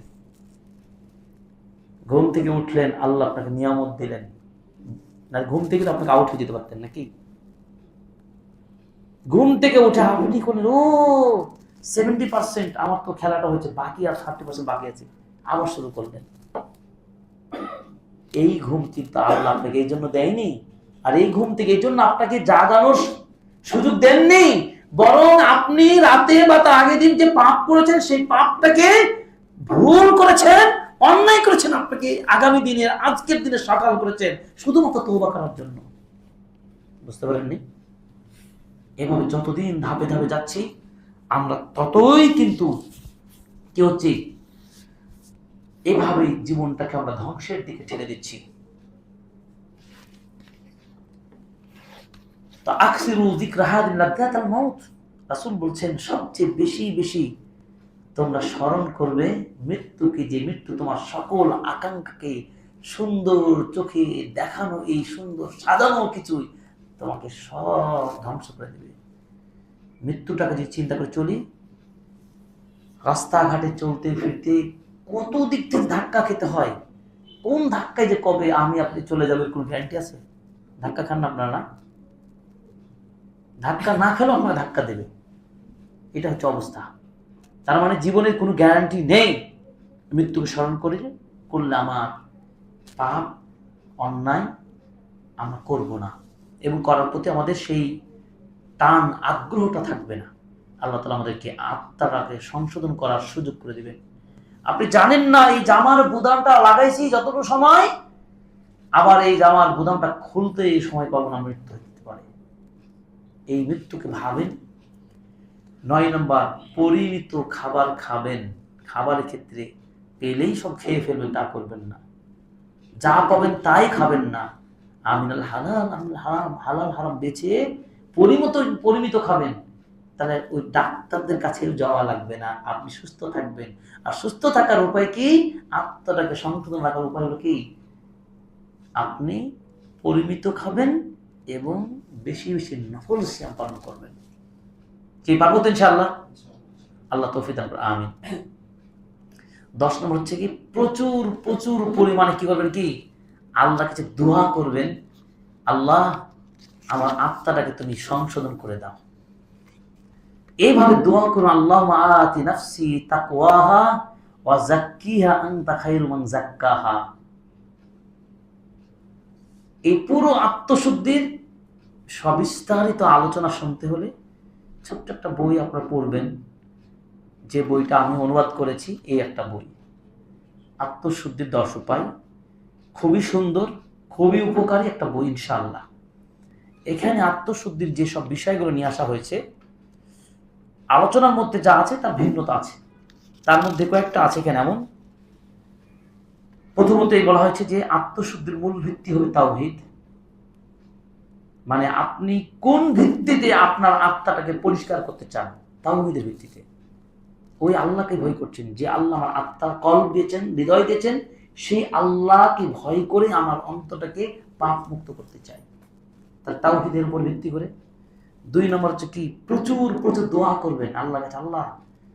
আল্লাহ বলছেন উদউনি আস্তাজিব লাকুম, তোমরা আমার কাছে চাও, আমি তোমাদের দোয়া কবুল করব।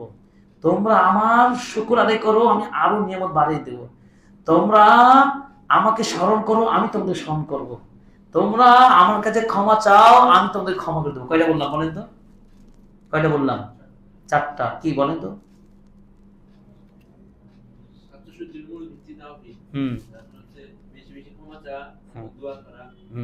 এই দোয়া করা, এখানে যে কথা বোঝাতে চেয়েছি শিরোনামটা কিন্তু বলিনি। কোরআনে আল্লাহ 4টি ওয়াদা দিয়েছেন, যে 4টি করলেই আপনি ফল পাবেন। একটা কি? দোয়া। একটা কি? উদউনি, তোমরা ডাকো, আমি ডাকে সাড়া দেবো, আছে না? আস্তাজিব লাকুম। 2 ফাজকুরুনি আযকুরকুম, তোমরা আমাকে স্মরণ করো, আমিও স্মরণ করব। 3 লা ইন শাকারতুম লা আযীদান্নাকুম, তোমরা শুকর আদায় করো, আমি বাড়িয়ে দেব। 4 তোমরা ক্ষমা চাও, আমি ক্ষমা করে দেব। এই 4টেই কোরআনের কি?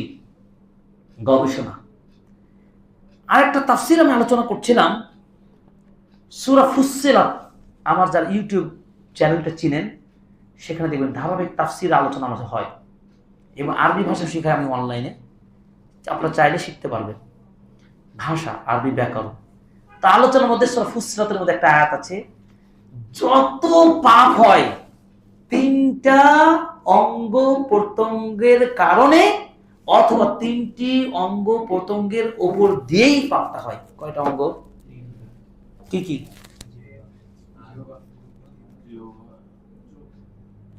চোখ আর হাত। আচ্ছা, একজন বলেন কি কি? চোখ, হাত, জিহ্বা। আপনি বলেন, বলেন। কোরআনের আয়াত আছে, এই চোখ, এই কান আর এই চামড়া।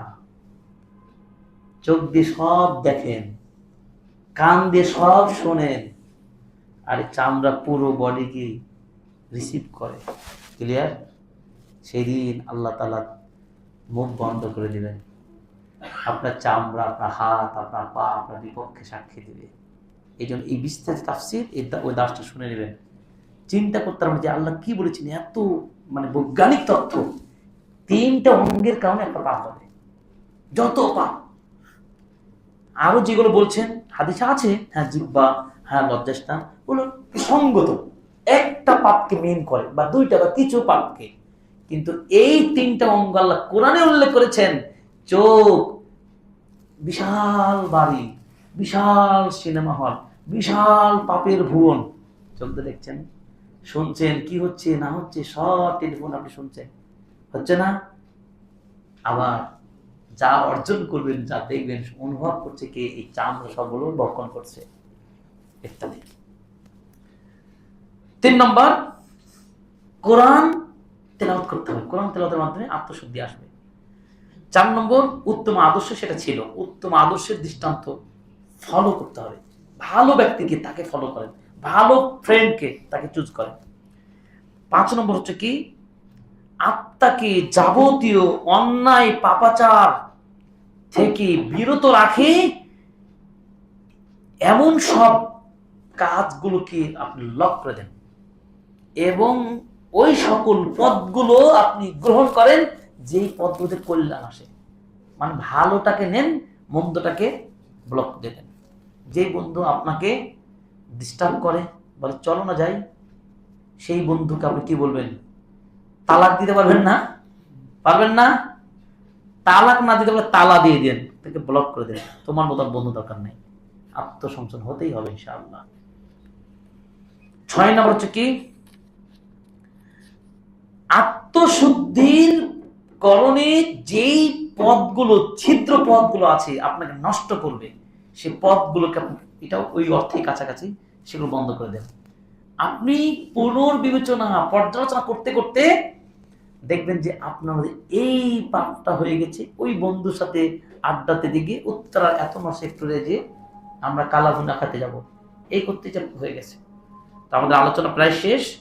মৃত্যুকে স্মরণ করা, উত্তম সাথী নির্বাচন করা, অহংকার মুক্ত থাকা এবং পুরো আত্মাটাকে সঠিকভাবে চিনতে পারা, এই কয়েকটা নীতি ফলো করলেই আত্মসংশোধন হবে। আলোচনা শেষ। আমরা আবারও বলছি, আজকে আলোচনা করলাম আল্লাহর পথে দাওয়াত এবং দায়ীদের গুণ। এক্ষেত্রে আমাদের সামগ্রিক জীবনে আত্মশুদ্ধির করণের উপায় ও পদ্ধতি। আল্লাহ তাআলা আমাদেরকে এগুলো বুঝে নিজেকে প্রস্তুত হওয়ার তৌফিক দান করুন। আমিন।